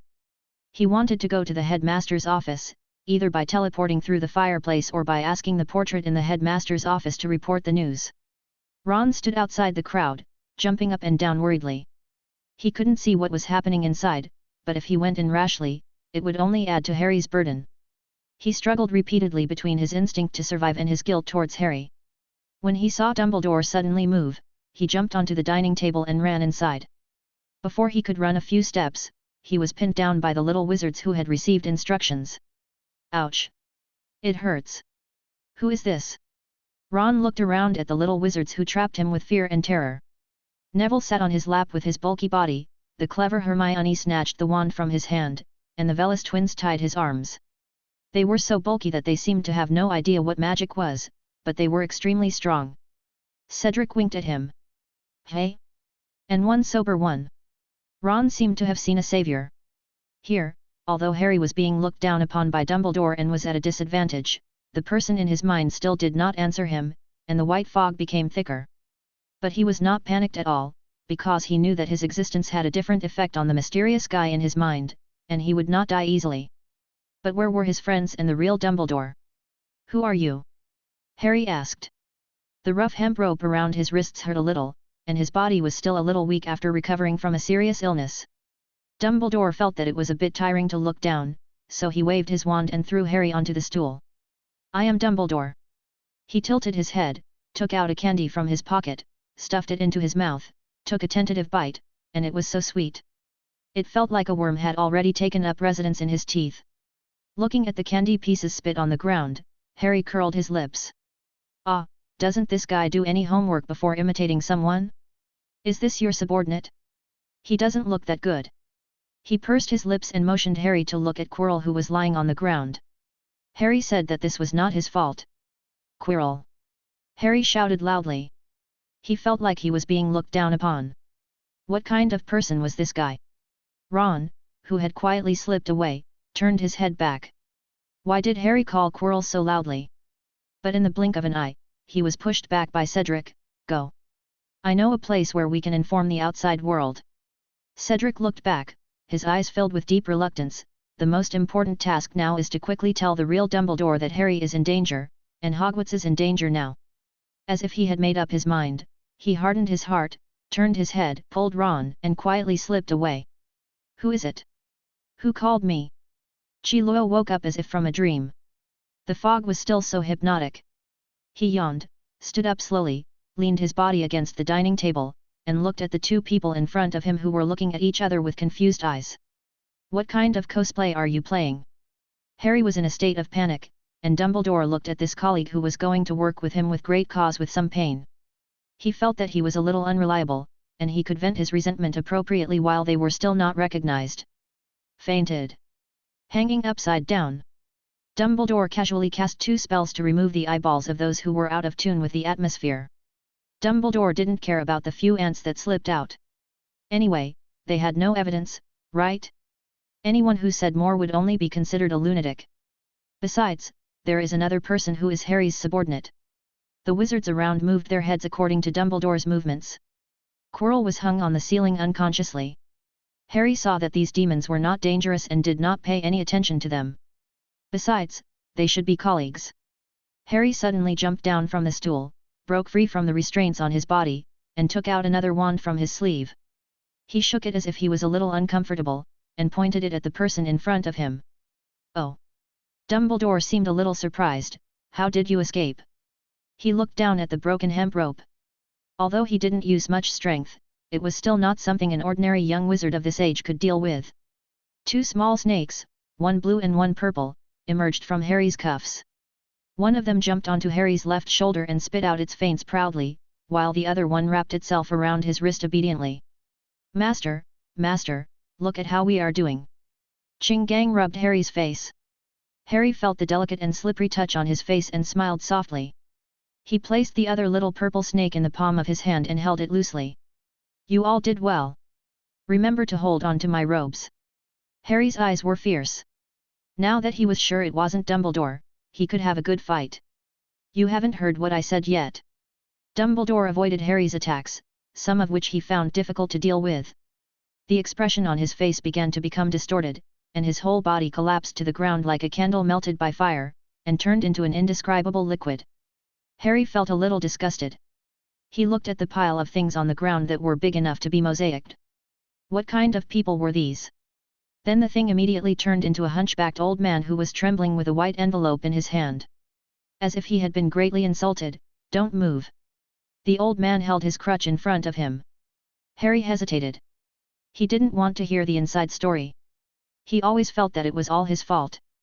Master, the old man knelt down quickly, put his cane in front of him, and raised the envelope above his head with both hands. Please take a look at this letter.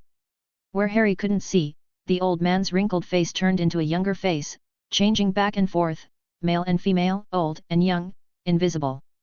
He seemed to have finally found a more satisfied face, grinning, appearing quite respectful in his behavior but extremely bold in his heart. Harry opened the envelope with trembling hands. The contents inside shocked him. Who was slandering him? The old man pulled out a white hair from his arm and handed it over respectfully. This is what you sent me with the envelope. When did you mail the letter? Harry asked Bayou in his mind. Me, it was the day you went to play Quidditch, Bayou thought to himself. He erased Harry's memory and took control of a grey Scottish round-faced fat chicken when an owl flew by. Bayou didn't say anything. Harry remembered the first day she saw this world. It was a night and she was hugging Dumbledore's thigh. Was the hair pulled out at that time? Harry asked without thinking. Ahoy! Chapter 52.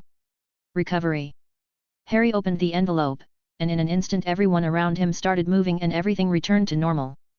Draco, who was anxiously circling in front of the principal's office, suddenly came to his senses. He looked at the stone beast that was glaring at him and scratched his head.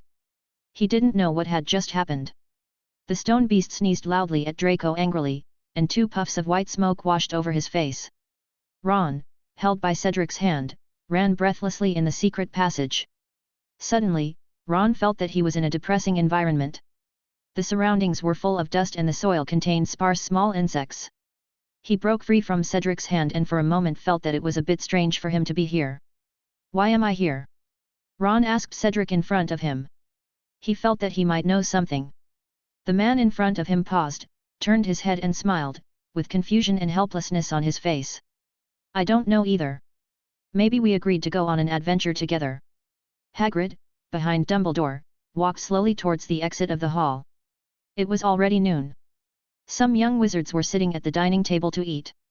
The professors had also regained their senses, as if nothing had happened. Dumbledore suddenly appeared at the table with Fawkes sitting on his shoulder.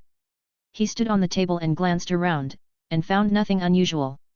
"Is it my illusion?" Dumbledore thought to himself.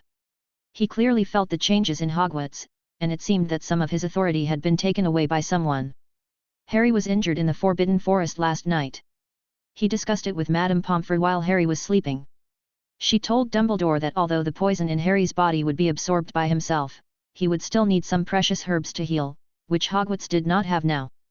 The kind that is only grown in the Far East. Dumbledore was running around for this matter. He took out a silver, shiny branch from his pocket and felt that the light of this herb was getting brighter and brighter. When he came back, he felt that something had happened in Hogwarts. He asked the portrait he carried with him, and the portrait told him that he could no longer get in, so he operated several times in a row, and with the help of Fawkes, he was able to get to the school so quickly after sensing something was wrong. But the situation around him was normal, which made Dumbledore secretly alert. He pretended to be normal and talked to Professor Mike next to him. Professor Meow Meow said that nothing had happened. Dumbledore began to order food from his plate and called Hagrid. "Why are you here too?" Dumbledore was very happy, because he seldom saw Hagrid come to the Great Hall to eat. He always felt that something happened in his childhood that left a shadow on Hagrid's mind, so he resisted getting along with everyone and closed himself in his own little world. Fortunately, he had been to Hagrid's hut. Although he was surprised that his hut was so exquisite and comfortable, unlike the style of a giant, he was very happy that Hagrid could live a serious life. Hagrid turned around, with a silly smile on his face. His huge body made the little wizards around him avoid him, and there were a few low complaints in between. He felt a little embarrassed, so after saying goodbye to Dumbledore, he walked out of the door of the hall. The moment they walked out of the auditorium, Quirrell and he flashed past each other. Quirrell yawned and walked in slowly. When Quirrell walked to the side, he always felt something was wrong. Why did he feel that he could be seen everywhere because of what happened recently? Quirrell turned and watched Hagrid's back disappear. Harry was right opposite them. He looked down and saw the thin old man still kneeling there. The old man raised his head slightly and glanced up, taking in the confusion on Harry's face. With years of life experience and knowledge, he realized that he might have been cheated. Fortunately, he still had some little tricks to cover it up and made preparations for both situations.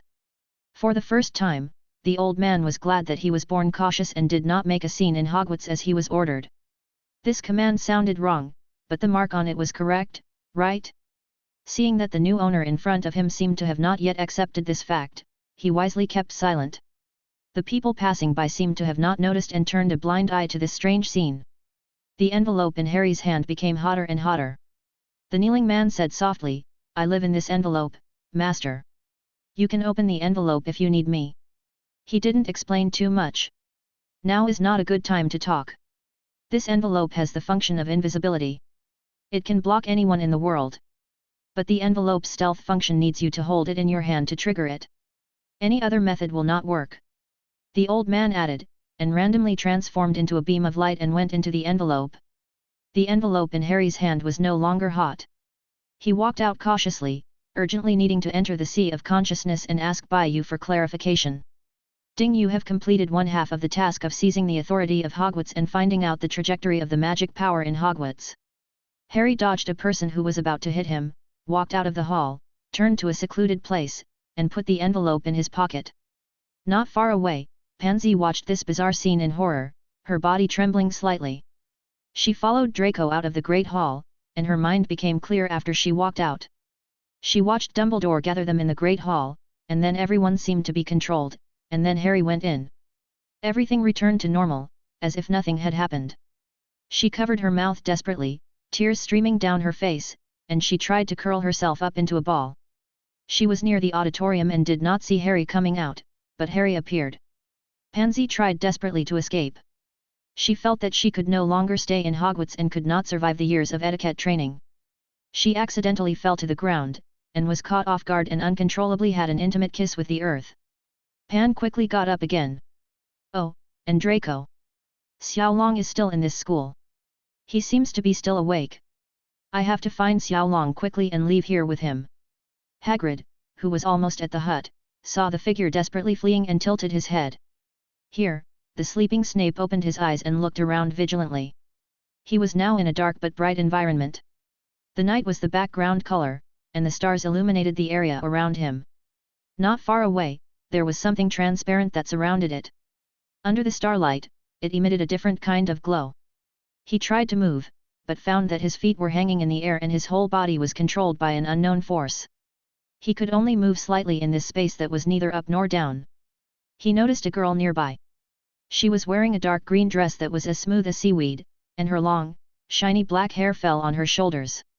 She turned her head as if she sensed something. Snape's frozen heart suddenly loosened. He seemed to see Lily. They looked so alike. The wall that had been erected over the years collapsed in an instant. Chapter 53. Searching. Snape struggled desperately. His long-cherished wish came true. For a moment he didn't care about the situation around him. Even if it was a dream, he had to go and see it in person. Ever since Lily's death, I haven't dreamed of her again.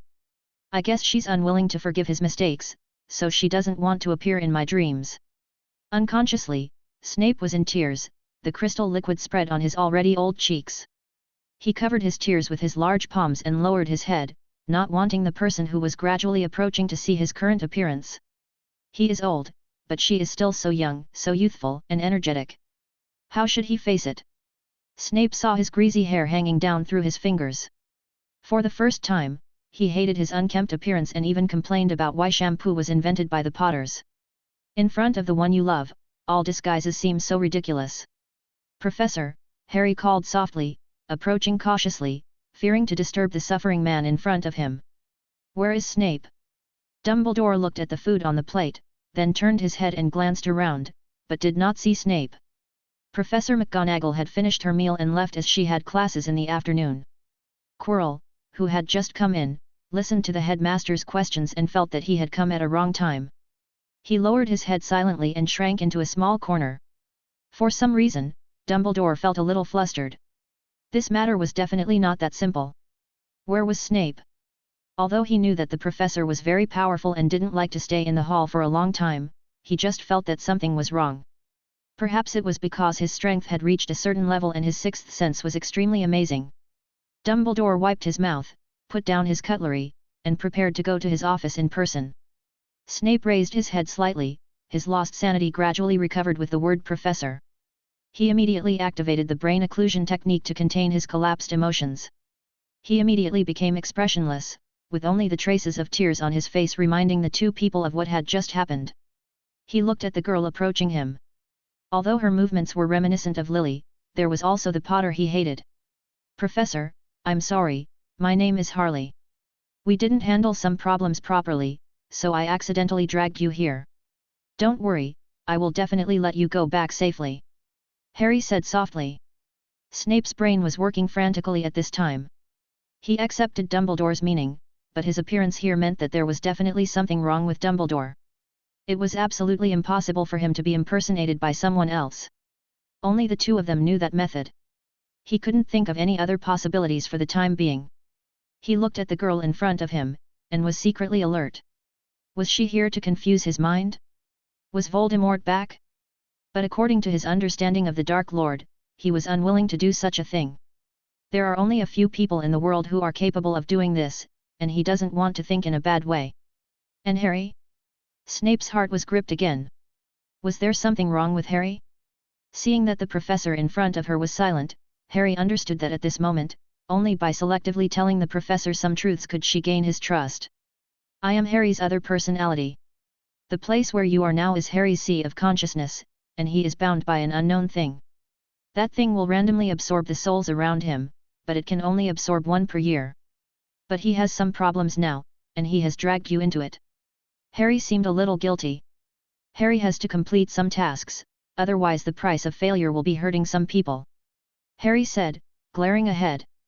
Snape looked forward and didn't see anyone, but he was also a little confused by the sudden huge amount of information. What the hell is going on? Could it be that Harry and Dumbledore are playing a prank on him? This guy won't believe it, so don't try to persuade him. Bayou walked in, and in the blink of an eye, he was pushed in front of Snape by a force. He looked at everything with satisfaction. Dumbledore's ability was just so-so.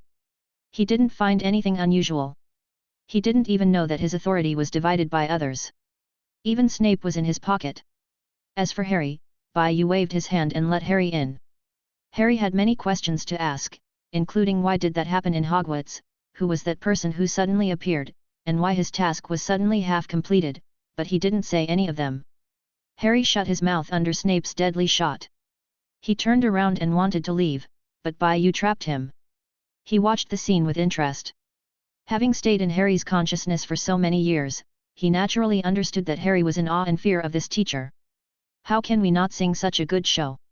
He casually conjured up a sofa, sat on it, drank the juice he had conjured, and watched what was about to happen leisurely. Some things are hard to say in front of Snape, but Harry also understood that this was a threat from Bayou to him. Originally, he could choose not to complete the system task because he didn't care about the bound soul, but Voldemort ran away and was replaced by Snape, which forced him to find a way to complete it. Do you have anything to say?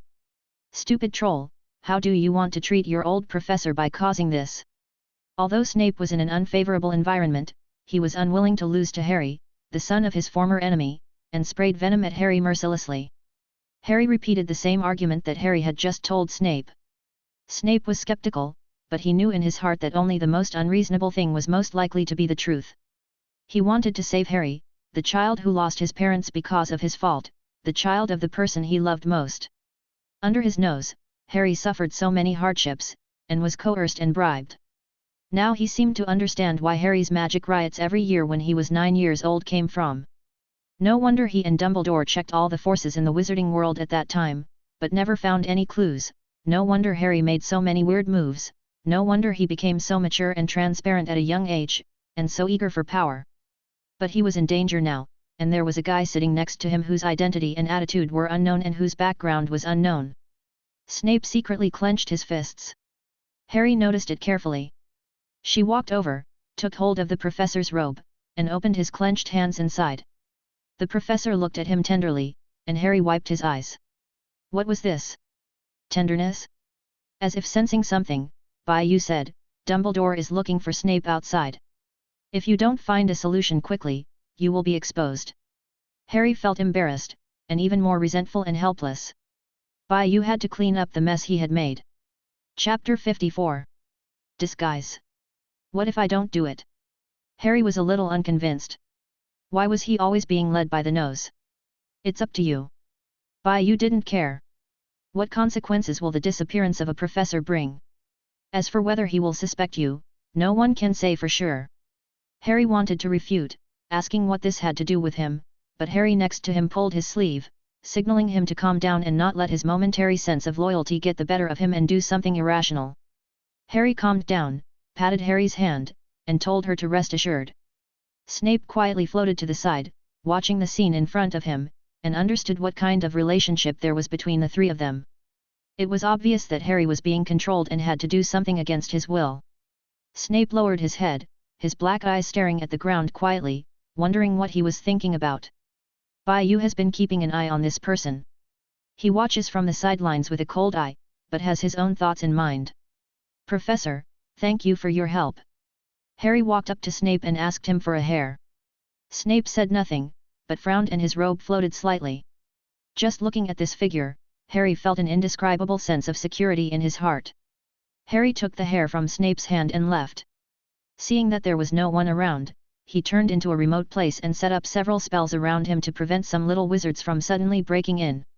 He took out the envelope from his pocket. As if sensing Harry's thoughts, the envelope became slightly hot, turning from its original light yellow to red, and Harry's figure suddenly disappeared. A faint light came out of the sealed letter box. Harry opened it and let the old man out. How well can you imitate people? Harry asked a little worriedly. For the greatest wizard of this century, ordinary tricks could not fool him. At least, he thought to himself, he should be better than little Barty. My ability is not only to imitate a person's appearance, but also to see about 1/5 of the person's soul memory and gain about half of his abilities. The old man was very proud. His open mouth and trembling beard all revealed his confidence. It's you. Qing Gang jumped onto the old man's shoulder, his movements were intimate, his tone was warm, as if they had known each other for a long time. I wanted to talk to you just now, but I couldn't hold it in. Please come back soon. Uncle doesn't recognize us yet. Ziluan felt helpless. Hurry up, hurry up. Give me some of the small fruits in your pocket. I've been craving them for a long time. Qing Gang didn't listen. He crawled into the old man's pocket, rolled up a few purple fruits with his tail and held them in front of the old man, as if he would destroy these little things as soon as the old man nodded. The old man was a little surprised at the small fruits in his pocket. Only he knew, could it be that the sense of smell of this divine beast was very sensitive and could sense these magical herbs? He looked at Harry who was standing in front of him. Harry had a calm expression and did not say anything to stop him. But out of consideration for his master, he nodded reluctantly. Oh, I knew the old man was the best.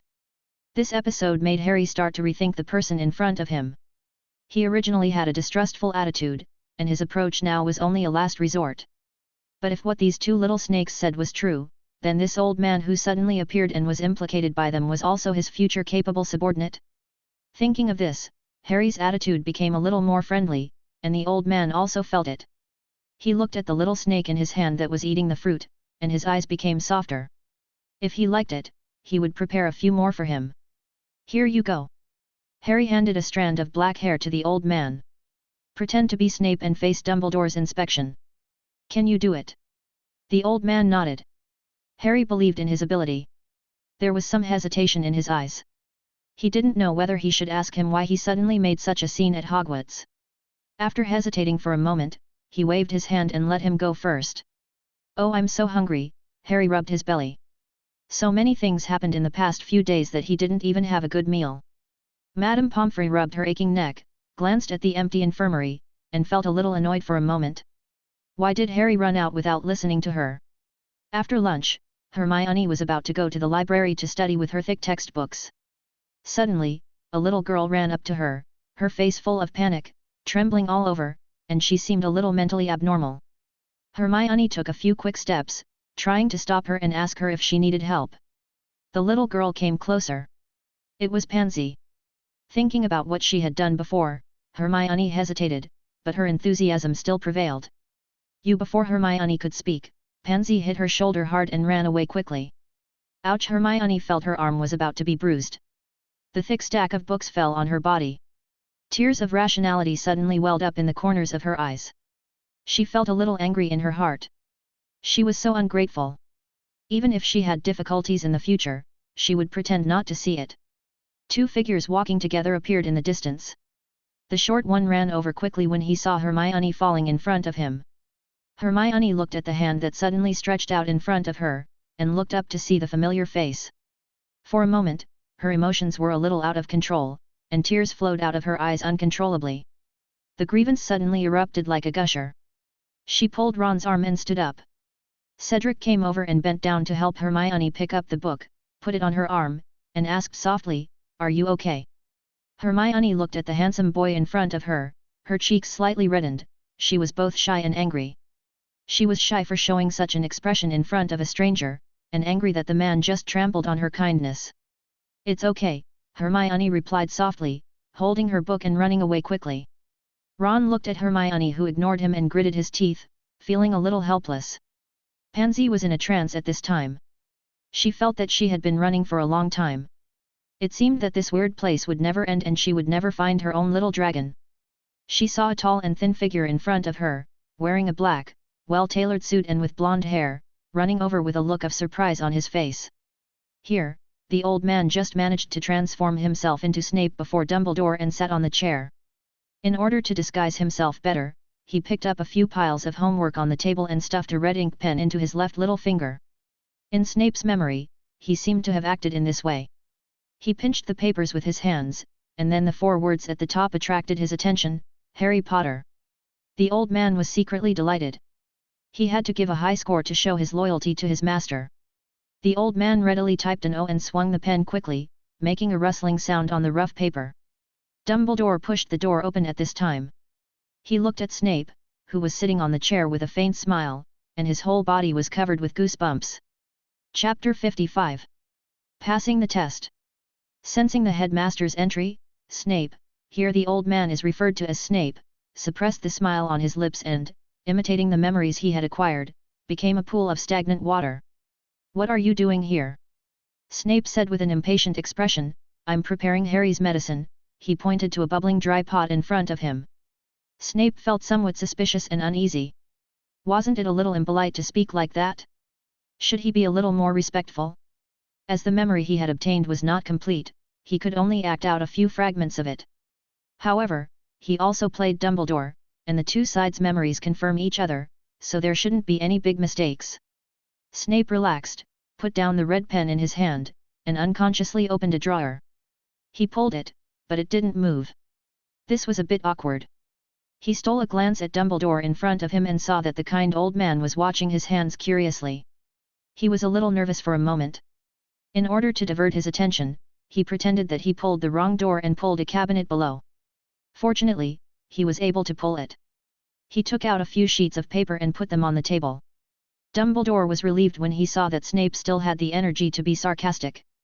He placed the silver branch in his pocket on Snape's desk and said, "I have brought you the missing ingredient for the potion prepared by Madame Pomfrey." "Potion? What potion?" He immediately realized what he had done, and in order not to reveal himself to Dumbledore, he sent the curious headmaster away. Dumbledore was in a very relaxed mood now. He turned his head and looked at Snape, who seemed to be working, and saw the yellowed letter on the table that did not match the white paper. Snape also felt his gaze. He looked at the stack of papers between his arms. There was a piece of letter on the top, and the signature at the bottom was Lily Evans. Snape's heart was touched, and an emotion from memory itself surrounded him. It was a love he had never felt before. It was a leisurely and peaceful afternoon. It was the blue sky, the white clouds dotted on it, the breeze on his face, the bird's nest on the branch, the tender cry of the baby bird, and the creaking of the dry leaves on the grass. It was tranquility, peace, the freedom of one person, carrying the love of two people. It was the red figure running towards him, and the bright green eyes staring at him. The sunlight shone through the treetops onto Snape, flickering in brightness, warmth, and coolness, with the fresh scent of soil and flowers. With a creak, Dumbledore closed the door, interrupting Snape's inexplicable feeling in his heart. He felt like his heart was soaked in smelly water, and the happiness made him cry bitterly. Snape suddenly felt jealous of the owner of this relationship. He couldn't wait to know everything about this figure. He looked at the letter in his hand, but the handwriting on the signature made him feel like he was falling into an ice cellar. Harry quietly hid aside, watched Dumbledore enter, saw that the office was safe and sound, and saw the headmaster walk out with a smile on his face, and immediately felt at ease. The cool touch on his wrist attracted his attention. The purple snake poked its head out timidly and said a little embarrassedly, Ching Gang is still inside." Inside? Inside what?" "It's on the old man." "This greedy guy." Harry held his forehead with his hand. Ron and Cedric went to the cafeteria to eat together. Ron stared at the handsome and tall boy next to him curiously. As a young wizard who had just entered the first year, he had heard of this handsome Hufflepuff senior a long time ago. As someone who had read Harry Potter, he felt pity and goodwill for the hero who died in the Triwizard Tournament. Cedric didn't give Ron a strange look. He looked gentle and told Ron about the interesting things happening around him in a soft tone. He also asked Ron relevant questions, which made her feel not embarrassed or uninvolved, and made her feel like she was in spring breeze. "Senior, how did we get into that secret passage?" Ron was curious. Cedric panicked for a moment, so even though he quickly covered it up, they were almost at the cafeteria. As time passed, the number of people who came to eat before became fewer and fewer. Cedric didn't answer. He pointed to the long table in front of him and said, "If we don't eat now, we won't even have dessert." Ron just noticed the scene in front of him and ran to the long table in a panic. Harry obediently lay back in the infirmary. On his way to the cafeteria, he was stopped by a student, who told him that Madame Pomfrey was looking for him. Harry turned the two active little snakes into tattoos and listened quietly to Madame Pomfrey's kind care and did not say a word when being scolded. Seeing how well behaved Harry was, Madame Pomfrey finally softened her heart. She sighed, and Dobby appeared, carrying a silver tray with some food on it. The aroma aroused the greed in Harry's stomach. He swallowed and looked at the stern lady in front of him. The lady sighed and turned away, leaving Harry with a potion and telling him to drink it after dinner. Harry felt as if he had been granted amnesty. The blue tattoo lit up, leaped into the air and became solid, accurately piercing a piece of Harry's barbecue. "It's delicious, Master. It's so delicious. I'll share some with you first, so you won't feel the stomachache." Harry looked at the little guy who suddenly appeared, gritted his teeth, and finally said nothing, but quickly joined in the fight for food. After finishing his meal, Harry finally had time to enter his own sea of consciousness. He noticed the changed subtitles on the glass wall, and clenched his fists. His sharp nails cut his palms, and blood flowed from his palms to the empty ground, splashing waves. Bayou crossed his arms, hid behind, and watched coldly. Then his expression changed suddenly. Harry was sleeping on the sofa at this time, but Harry knew that she had entered Gryffindor's space to read. Bayou approached and whispered in Harry's ear, "I advise you to complete the task honestly, otherwise." He glanced inside the glass wall. The floating man had his eyes closed and his arms relaxed. He didn't know whether he was asleep or awake. Harry walked away in disgust, then turned to Bayou and said, "I want to go in." Bayou did not object. He waved his hand, and a door melted out on the glass wall. Harry went in without looking back. Chapter 56. Kitchen. Bayou looked at Harry's receding back and felt something was not right. Why did he feel like the boss when it was Harry who was begging him? A strand of light blonde hair playfully fell on his forehead, blocking Bayou's eyes. He felt his eyelashes itchy and rubbed them. Harley woke up. She lay on the sofa, one hand on her abdomen, staring at Bayou's back with a surprised look in her eyes. Was she dazzled? Harry walked through the glass wall and felt a cool feeling all over his body. His thoughts were complicated, but this idea did not occupy Harry's mind for long and he quickly put it behind him. "Professor," Harry walked forward quickly and squatted down. He looked at Snape who had fallen to the ground, his eyes closed, his black robe spread out on the ground. Harry didn't know how to start talking for a moment. The situation was urgent just now. Now, he felt that he should say something, but he had already said everything he could say. "Will you get hurt if you don't complete the task?" Snape opened his eyes and looked calmly at the little boy in front of him, the child of his lover and the child of his enemy. Harry didn't know what to say for a moment. He pursed his lips and glanced downward. He didn't know if the pain he had endured physically these 2 times counted. The tearing fear was recalled again, and the wound that had not yet healed became bloody again. Seeing the usually calm and self-possessed student become like this, Snape didn't say anything. He thought he had already got the answer he wanted to know. That night, Harry sneaked out of the Gryffindor dormitory while everyone was asleep. Today he planned to explore a small part of Hogwarts, including the kitchen and the secret chamber from his previous life. As far as he knew, the basilisk was still there. Harry remembered the scene last night again. The thing that appeared was a basilisk, but it didn't seem like a basilisk. He called out the 2 little snakes and prepared to ask about the situation in detail. As Harry walked, he cast a disillusionment charm on his body, which felt cold to the touch. At the same time, holding the Marauder's map in one hand, he first looked around carefully. The professor's patrol was still a long way away. There was an extra name in Snape's office, named Philly. Harry raised his eyebrows. "Is that old man's name Philly? Tisk, what should I say?" Dumbledore walked in circles in his office, and the traces of his footsteps disappeared again and again. Harry felt that it was very familiar. Did the headmaster walk like this before? Harry glanced inadvertently and saw the name of the man in his dormitory, motionless, close to Ron Velez. Tisk tisk tisk, Harry felt that he had something to do next. He opened his eyes and carefully used his own eyes to check the magical trajectory of the castle. He walked and explored slowly, and saw some bumps and some burn marks. Each one told Harry about the long history of the castle. A gust of wind suddenly blew out from the corridor of the castle, gently brushing past Harry and blowing the parchment in his hand. It was the whisper of the wind, as if it had soul and life, and the wind was circling around him. "There is a mural hanging on the wall, in which lives a knight from the 14th or 15th century. He is riding a red horse, wearing tattered armor, holding the reins in one hand and a magic wand in the other, looking very strange. The knight opened his brown eyes wide, his red hair fluttering as he looked at the parchment that suddenly appeared in the corridor. His helmet tilted to the side and his mouth moved, pulling at his thick red beard. "Come quickly. There's a little wizard here who doesn't sleep in the middle of the night."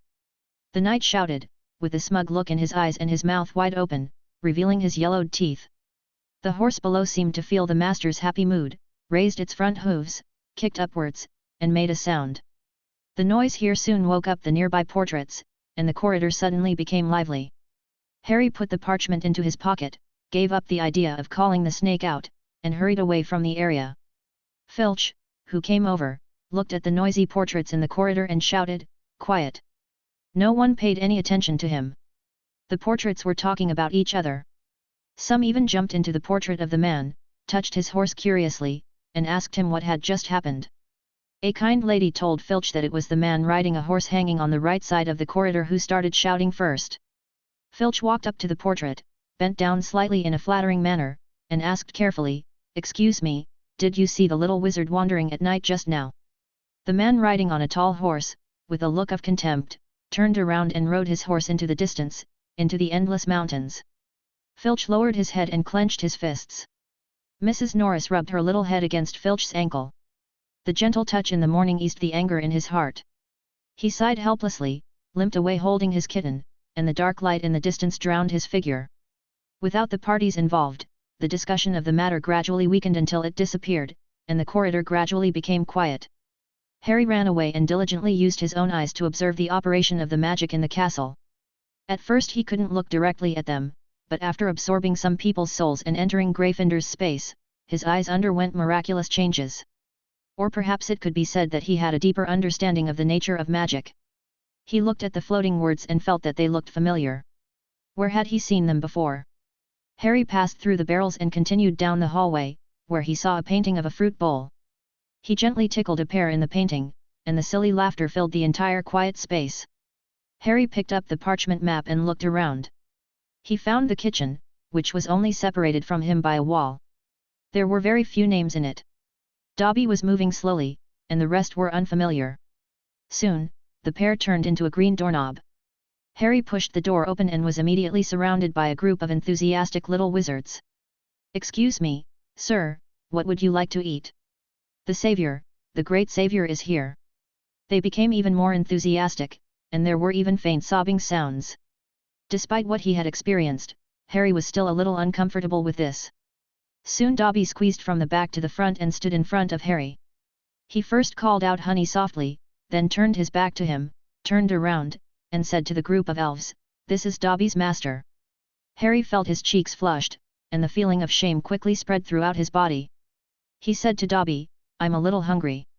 Can you give me a glass of orange juice and a small cake? As for you, thank you for your enthusiasm."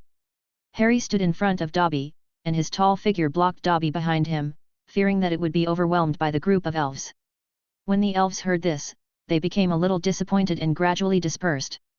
Dobby opened his big eyes, looked at Harry who was standing in front of him, took out a towel he carried with him, and washed his nose vigorously. Tears flowed down unconsciously, and he ran away in a flash. Chapter 57. Exploration. The kitchen was a large, high-ceilinged room, as large as the great hall above, with many gleaming copper pots and pans stacked against the stone walls and a large brick fireplace at the far end. There were 4 long wooden tables in the kitchen, positioned exactly like the 4 house tables in the great hall above. Harry stood at the kitchen door, looking at this magical space carefully. The kitchen was just below the auditorium.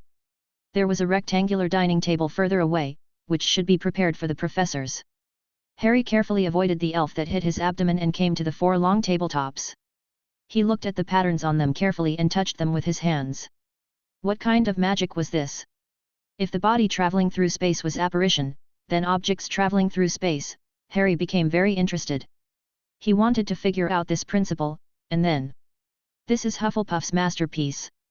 Suddenly, a sentence appeared in Harry's mind. Listening to the voice, it sounded like Gryffindor. Harry's heart skipped a beat, he was extremely excited, but the instincts of the past few years drove him so far that he couldn't think about this matter. "It's okay."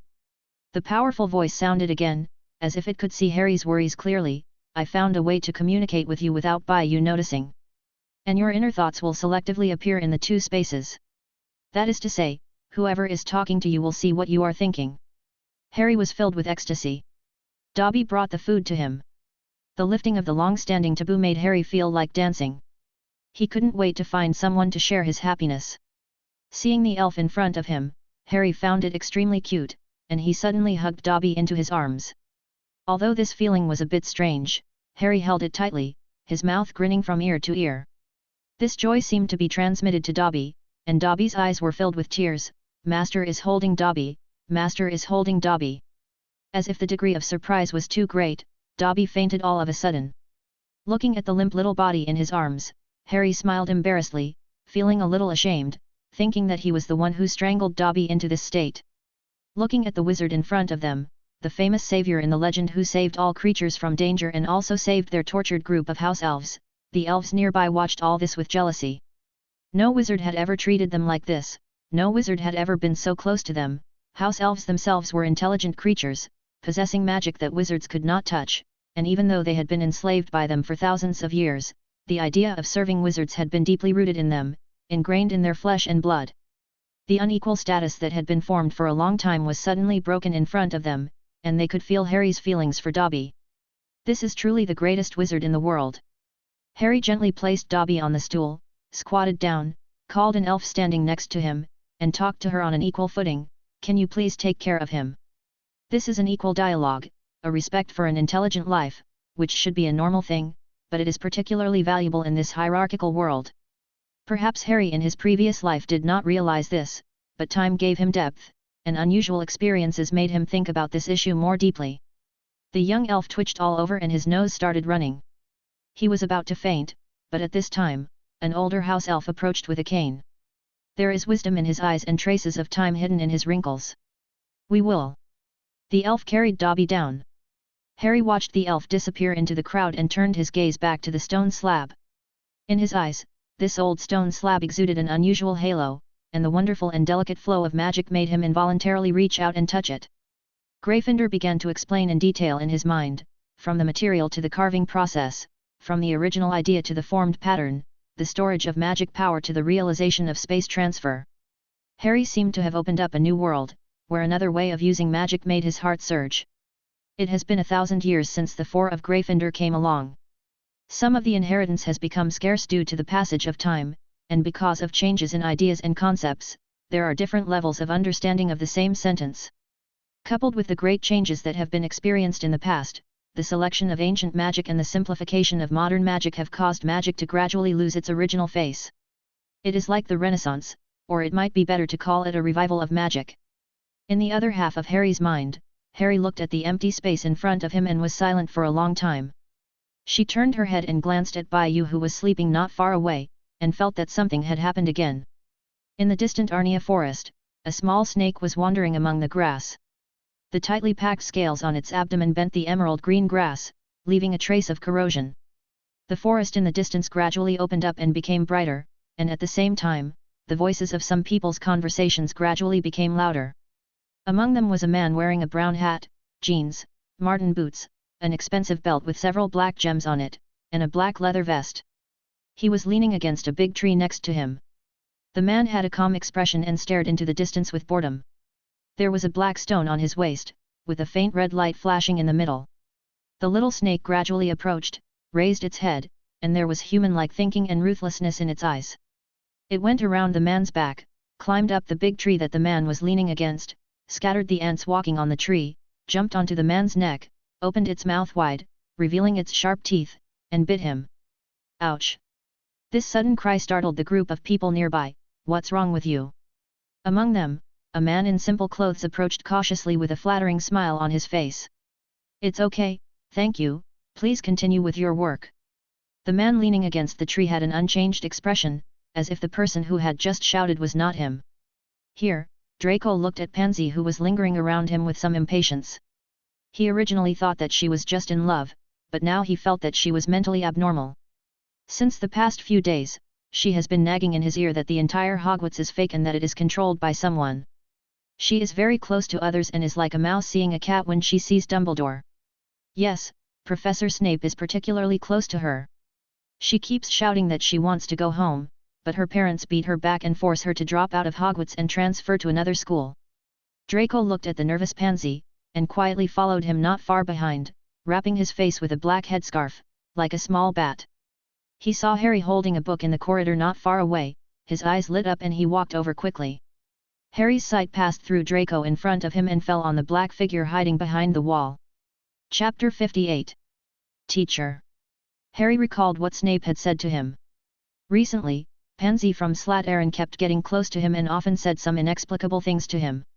Later, combined with what Draco told him, he realized that Pansy's memory had not been cleared that day. He was a little unsure about this person. He had not practiced the memory-modifying spell very well. Plus, this little girl was very resistant to people getting close to her, and he couldn't vomit. He let her disappear inexplicably, and Dumbledore was still watching.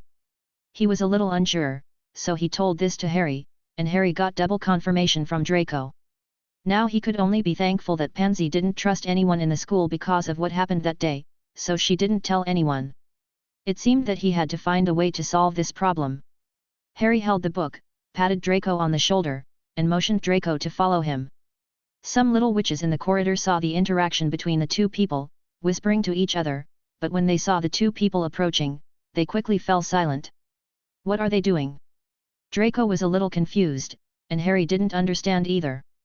Not far from the two men, Hermione and Ron, who were walking together, looked at Harry who had hurriedly left them behind with helpless expressions. They found that the two men had been getting closer recently, or rather, they had a very close relationship. Harry felt a shaking sensation in his clothes, and soon he felt two small snakes entwining his arms, as if they had something to tell him. Just do as I say. Ask Pansy out and tell her you want to go with her at the edge of the Forbidden Forest, around 12 o'clock in the evening. Harry turned his head and whispered in Draco's ear. Draco felt his ears burning red and he unconsciously took a few steps away. Although he was a little confused as to why Harry wanted to meet him in such a quiet and secluded place late at night, he still did as he was told. After Harry separated from Draco and walked to the Quidditch field, Wood greeted him and said, "Go change your clothes." "Yeah," Harry nodded. It was time for training again. Thinking of the hard training during this period, Harry felt like he had been training for 800 years before he even started training. Sometimes passion may not last long, fatigue will wear it away little by little, and in the end it is responsibility that makes him persist. Maybe it is because of his age, Harry laughed at himself in his heart, and he is a little less motivated. Harry walked into the locker room, which was quiet and empty. He took off the outermost black wizard robe, revealing the lining, and two small snakes crawled out of the robe. "Master, Master, we have contacted the basilisk. This is Ching Gang." "Yes, the basilisk said it wants to see you at 12 o'clock tonight." "This is Zilyuan." "Where is it?" Harry took off his inner lining, revealing his strong muscles. He took off his glasses and placed them on a stool beside him. Ching Gang jumped out of his wizard robe and wrapped around the legs of Harry's glasses. "At the edge of the Forbidden Forest." "Oh, I see." Harry put on his sportswear and glasses, and stuffed his clothes into the closet. Hearing the noise outside, Ching Gang painted himself into the pattern on the legs of Harry's glasses, and Zilyuan was attached to Harry's sportswear. "Come on. Let's start training." Fred walked in and reminded Harry not to forget the time, and handed Harry a broom. Ever since that incident, the twins have taken very good care of Harry. Even Ron is often jealous and can't tell who is whose brother. Harry rushed to the sky, wandering above the cloudless sky. With sharp and accurate eyes, he spotted the flying golden snitch and quickly caught it in his hand. Wood shouted from below, "Well done, Harry. This time we gave Slytherin a little shock." The height distance turned Wood's voice into an inaudible whisper, and only Slytherin could hear it. Harry thought it was related to Quidditch again. George approached on his broomstick. "Great, Harry. This time the Quidditch victory will definitely belong to us Gryffindor." With an excited look on his face, he patted Harry's shoulder heavily, and lowered Harry and the broomstick a few more points. George looked embarrassed. He glanced casually and saw a small snake pattern on Harry's sportswear, but he still couldn't help but speak. "That," George pointed at the little snake. As a member of Gryffindor, the most common embroidery on his clothes was a lion. He looked down at the roaring red lion on his clothes, and then at the purple snake on Harry's robe. Why is it gone again? Am I dazzled? Harry looked at George strangely, then looked in the direction he pointed. He looked down and saw the red team uniform with the Gryffindor logo embroidered on it. There was nothing special about it. George was silent. Harry looked at the dynamic red lion on George's clothes and thought that George also wanted him to make a similar pattern on his clothes. He said, "I'll go find Hermione for help." George scratched his head. Did this achieve his goal? In Harry's Sea of Consciousness, half of which was in the Sea of Consciousness, Bayou was sitting on the sofa. There was a table in front of him with several stacks of white paper on the table. He was writing something furiously. On the glass wall, 70% of the exploration of the castle has been completed, 1/3 of the authority has been completed, and the countdown of time is slowly flowing.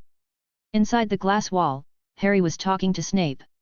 Looking at the familiar girl in front of him, Snape didn't want to leave this space. His eyes were gentle and he responded to the girl's chattering. In the other half of Gryffindor's Sea of Consciousness, dozens of souls were floating in front of Gryffindor's eyes. Some seemed to be knowledgeable, some seemed to be decisive in killing, some had smiles on their faces, and some were even floating in the air holding needles and thread for embroidery. They were lined up in an orderly manner on the lawn, and Gryffindor circled around them again and again, as if talking to them or giving them instructions. Teach these 2 students well, and arrange more books for them. A leader emerged from the souls. He had a gentle temperament, a plump figure, and shiny black hair. He walked out slowly. The lady walked in front of Gryffindor, lowered her head, half knelt, and curtsied, "Yes, sir." Gryffindor helped the ghost up with a gentle expression, "I believe in you, and it's time to introduce you to the owner of this space." The 2 people overlapped their palms, and the ghost passed through the pair of broad hands, "You and me and you." Chapter 59. Testing. After playing Quidditch, Harry was sweating all over. He used his hands to push up his bangs, revealing his emerald and bright eyes. The bright red after exercise dyed his cheeks, and the whole person exuded a lively demeanor. He was wearing his wizard robe, and his left arm was draped over his red sportswear, with a small snake swimming on it. Harry stepped onto the vast lawn and walked towards the magnificent building in the middle of the lawn. Under the rendering of the setting sun, the sky was dyed golden red. Birds flew by not far away. Harry walked against the light to the door of the auditorium and stepped onto the steps breathlessly. His posture was elegant and unrestrained, with an upbeat attitude and vibrant vitality. This bright figure astonished many people. Some little wizards at the door of the auditorium turned their heads. Ron saw the movement at the door and took a look to watch the fun. He was immediately caught by Harry's eye. He pushed aside the crowded little wizards in front of him, grabbed Harry's strong arm, and pulled him to the Gryffindor table. Some little witches showed pity in their eyes. Hermione saw this and sat down next to Harry. "How was the training?" Ron asked quietly. He pinched Harry's shoulders and found his muscles were so tight. "Not bad." Harry sat on the stool and rested for a while, picked up the juice on the dining table, raised his neck, and drank it in one breath. At the dining table, Snape and Quirrell sat at both ends of Dumbledore. Looking at the lively and energetic Harry below, Dumbledore could not help but stroke his long goatee with satisfaction. It seemed that Harry had recovered well, and he did not have to worry about him picking the magical herb from a distant land all the way. He patted Snape's shoulder and gave him some symbolic encouragement. Snape panicked at this moment. He quickly browsed through his only memory, not knowing how to answer. Quirrell glanced at the interaction between the 2 people next to him and resigned himself to helping Snape out. "Professor, you see." Quirrell brought this matter over. Harry, Gryffindor called in his mind, "you can read less tonight. I'll introduce some people to you." Harry's hand holding the cutlery paused. George, who was standing behind him, saw this and thought that Harry didn't like the food on the plate, so he put the candy he bought from the joke shop next to Harry's plate. "Thank you," Harry began. Ron saw this and turned his head a little aggrieved. "Where's mine?" George pushed Ron's head down. "Eat it quickly. If you keep eating, you'll turn into a fat pig. Don't listen to him, yours is here." Fred came over, took out the coins from his pocket, gave one to Ron and one to Hermione, then walked out of the door with his brother in his arms. Ron smiled foolishly. Even though he was not their biological brother in his soul, after spending a few years with them, he already regarded them as his real family members. Harry said goodbye to Ron and Hermione and walked towards Snape's office. Two small snakes took shape, one stood beside Harry's shoulder and the other wrapped around his hand. Harry lifted the small snake up. "Can you contact the python now? Can you change the time to 2 hours in the morning?"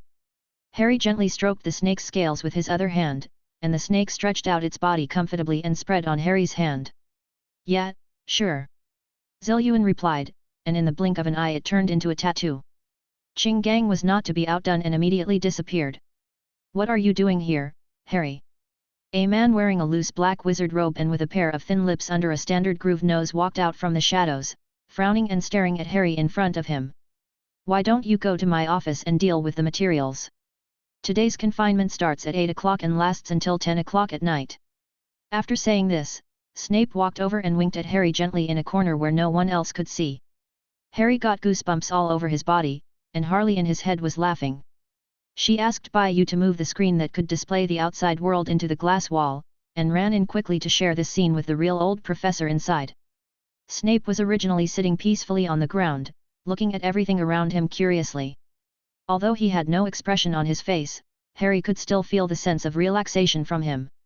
But when he saw Harry interacting with Snape in the outside world, especially when that person actually did such a thing with his face, Snape pursed his lips tightly, his expression was kind and amiable, and he opened his thin lips slightly. "Can you let Harry come over to me for a moment?" "Oh, of course, I'm happy to serve you." Bayou stood aside and said with glee.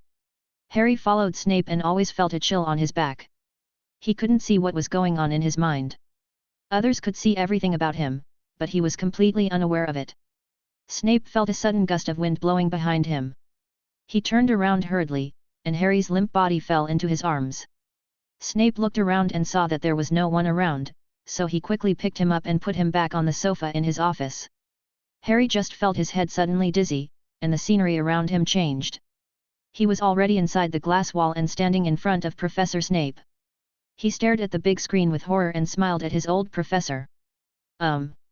Harry lowered his head and glared at Harley who was laughing beside him. He knew at a glance that this bad idea was from this naughty little girl. He turned around again and walked up to Bayou. "Did you do this?" Bayou raised his eyebrows, put on an expression of helplessness and an attitude that it had nothing to do with me, and walked out briskly. Harry was already bent over with laughter, with physiological tears oozing out of the corners of her eyes, but in the corner where no one noticed, her expression immediately became serious. It seemed that Bayou's control over Harry's soul was so strong that he could pull him into his sea of consciousness anytime and anywhere without hindrance.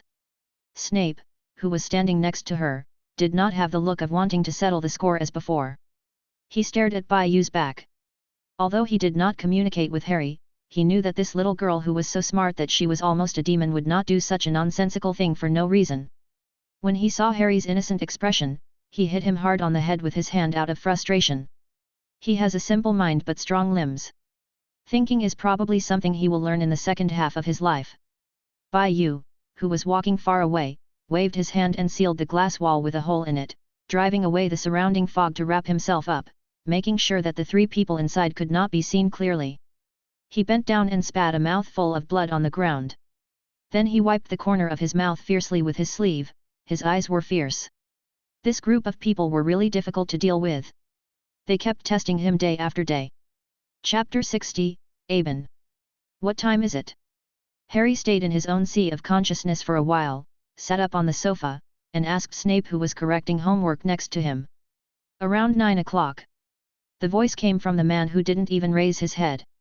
"Is there really a bottle of pink potion under the woods that you mentioned, which can be used to modify other people's memories?" Harry asked again cautiously. "Well, if I tell you there is one, then there is one. Do I need to lie to you about this?" Then he remembered something, and Snape's tone became softer. "I'm about to lose my transformation, can you pull out another hair?" Yet, Harry felt that time was running out, so he answered hastily and walked out the door quickly. Snape sighed helplessly. Actually, he didn't really need it. A hair could last for a month, and there was still plenty of time before the transformation was over. However, he wanted to know more about the girl's memories. "SHH, hurry up, come over here with me, don't let the patrolling professors and Filch find you." Draco plucked the air next to him and said, "Wow, Xiaolong, you are so awesome." A female voice came out. It was Pansy, who had been nervous for a long time. "Can you really solve my problem? If we go out at this time, do we have to sneak away when they aren't paying attention?" Pansy asked doubtfully, with a hint of excitement and impatience in her tone. Yes," Draco said as if he couldn't bear it. He felt guilty for deceiving others. This feeling of betraying others' trust was really unpleasant. But then he calmed himself down. There would be no problem with Harry. He was just helping to solve Pansy's current problem instead of being nervous all the time and being on guard against every professor and student in the school. The more he thought about it, the more he felt that he was justified. Draco held Pansy's hand and walked faster. Pansy's cheeks flushed and she curled her fingers shyly. Although she couldn't see the person in front of her, she could feel the warmth of the person she had admired for a long time. When you get closer, you can smell some fragrance, and Pansy's cheeks become even redder. At this time, at the edge of the dense forest, far away, Hagrid's hut was still emitting a faint warm light, illuminating the circle of land around his house. "Has that python arrived yet?" Harry was a little anxious. He urged the two little snakes hanging on the branches. If they didn't come, they would collide with Pansy. "Then why did you insist on inviting Pansy to this place?" Qinggang jumped from the branch to Harry's shoulder, put his little head against the tip of Harry's nose, and spoke with curiosity and a little disrespect. "Philly told me," Harry explained patiently, "I'm not very good at modifying memories, so I need some auxiliary means to proceed." "Then why do you insist on dragging Draco into this?" It was Ziluan who spoke. He was also very curious about this history. He had heard Draco talk about it in the future. When Draco talked about this history, he was so angry that he wanted to jump up and run to the principal's office to beat him up. But when he saw Harry standing in front of him with the silver wand, he dared not say a word. Ziluan actually wanted to tell all this to Harry now, but every time he opened his mouth to say a word, he felt that he was about to die, so he wisely chose to keep silent. Because Pansy only trusts Draco. Harry raised his eyebrows with a hint of teasing in his eyes. Nearby, in the dark forbidden forest, a burst of giggling sounds gradually grew louder, and Harry looked over and saw green eyes floating in the air, occasionally blinking in a humane way. "Master, you finally came to see me." A strong male voice came into Harry's ears, with a slightly coquettish tone. The big snake came closer and immediately raised the upper half of its body, aiming its head at Harry, as if it was about to pounce on him. You, what are you going to do?" Harry was frightened by this posture. He took a few steps back in fear, raised his wand and pointed it at the big monster in front of him who was acting coquettishly with him. "Tisk," Qinggang's voice appeared, "you can't do anything well every day, you are the best at acting like a spoiled child, you strangled your master so tightly when we first met." As if recalling the feeling of suffocation that day, Harry suddenly felt a surge of anger in his heart, but then when he saw the monster's silly eyes, the anger inexplicably disappeared. For creatures with low IQs, he still retained some tolerance. Ziluan seemed to be accustomed to this scene. He also jumped onto Harry's shoulder and touched heads with Qinggang for a while. Then, as if as agreed, the two little snakes turned into tattoos and wrapped around Harry's neck. Harry actually saw an expression of envy in the eyes of a snake. Harry scratched his head as he saw the silly giant snake in front of him almost crying. He was not used to this scene. Harry squatted down, approached the huge snake head, put his hand on its dense scales, and stroked it gently. "What do you want from me? What's your name?" "My name is Aben. My master gave me that name." The big snake rubbed Harry's palm carefully. Harry felt his palm itchy and a warm feeling in his heart. "I came here for nothing, I just missed you. Ever since I saw you that day, Harry softened his heart easily. He had no power to resist the love shown to him by this creature, and he didn't care about him and called him to this gloomy forbidden forest in the middle of the night. "Harry," it was Draco's voice. Looking at the two people arguing in the distance, Harry turned around and said to the silly big snake, "Stupid, just go back to Jingning first, okay? I'll come to see you later." Ben rubbed Harry's hand again, leaving a hard dark green scale on his hand, and then went into the forbidden forest. "Tisk," it was Qinggang's voice again, "Master, if you look into the eyes of that stupid snake, you will involuntarily develop a liking for him." Harry stared in a daze at the green scales on his palm, on which there were mysterious patterns. He finally came back to his senses from the charm he had just felt. What came to Harry's mind was not his native language, but speechlessness. Why don't any of them seem like good guys? They just set traps for him every day. He clenched the scales in his hand angrily. The sharp scales scratched Harry's palm.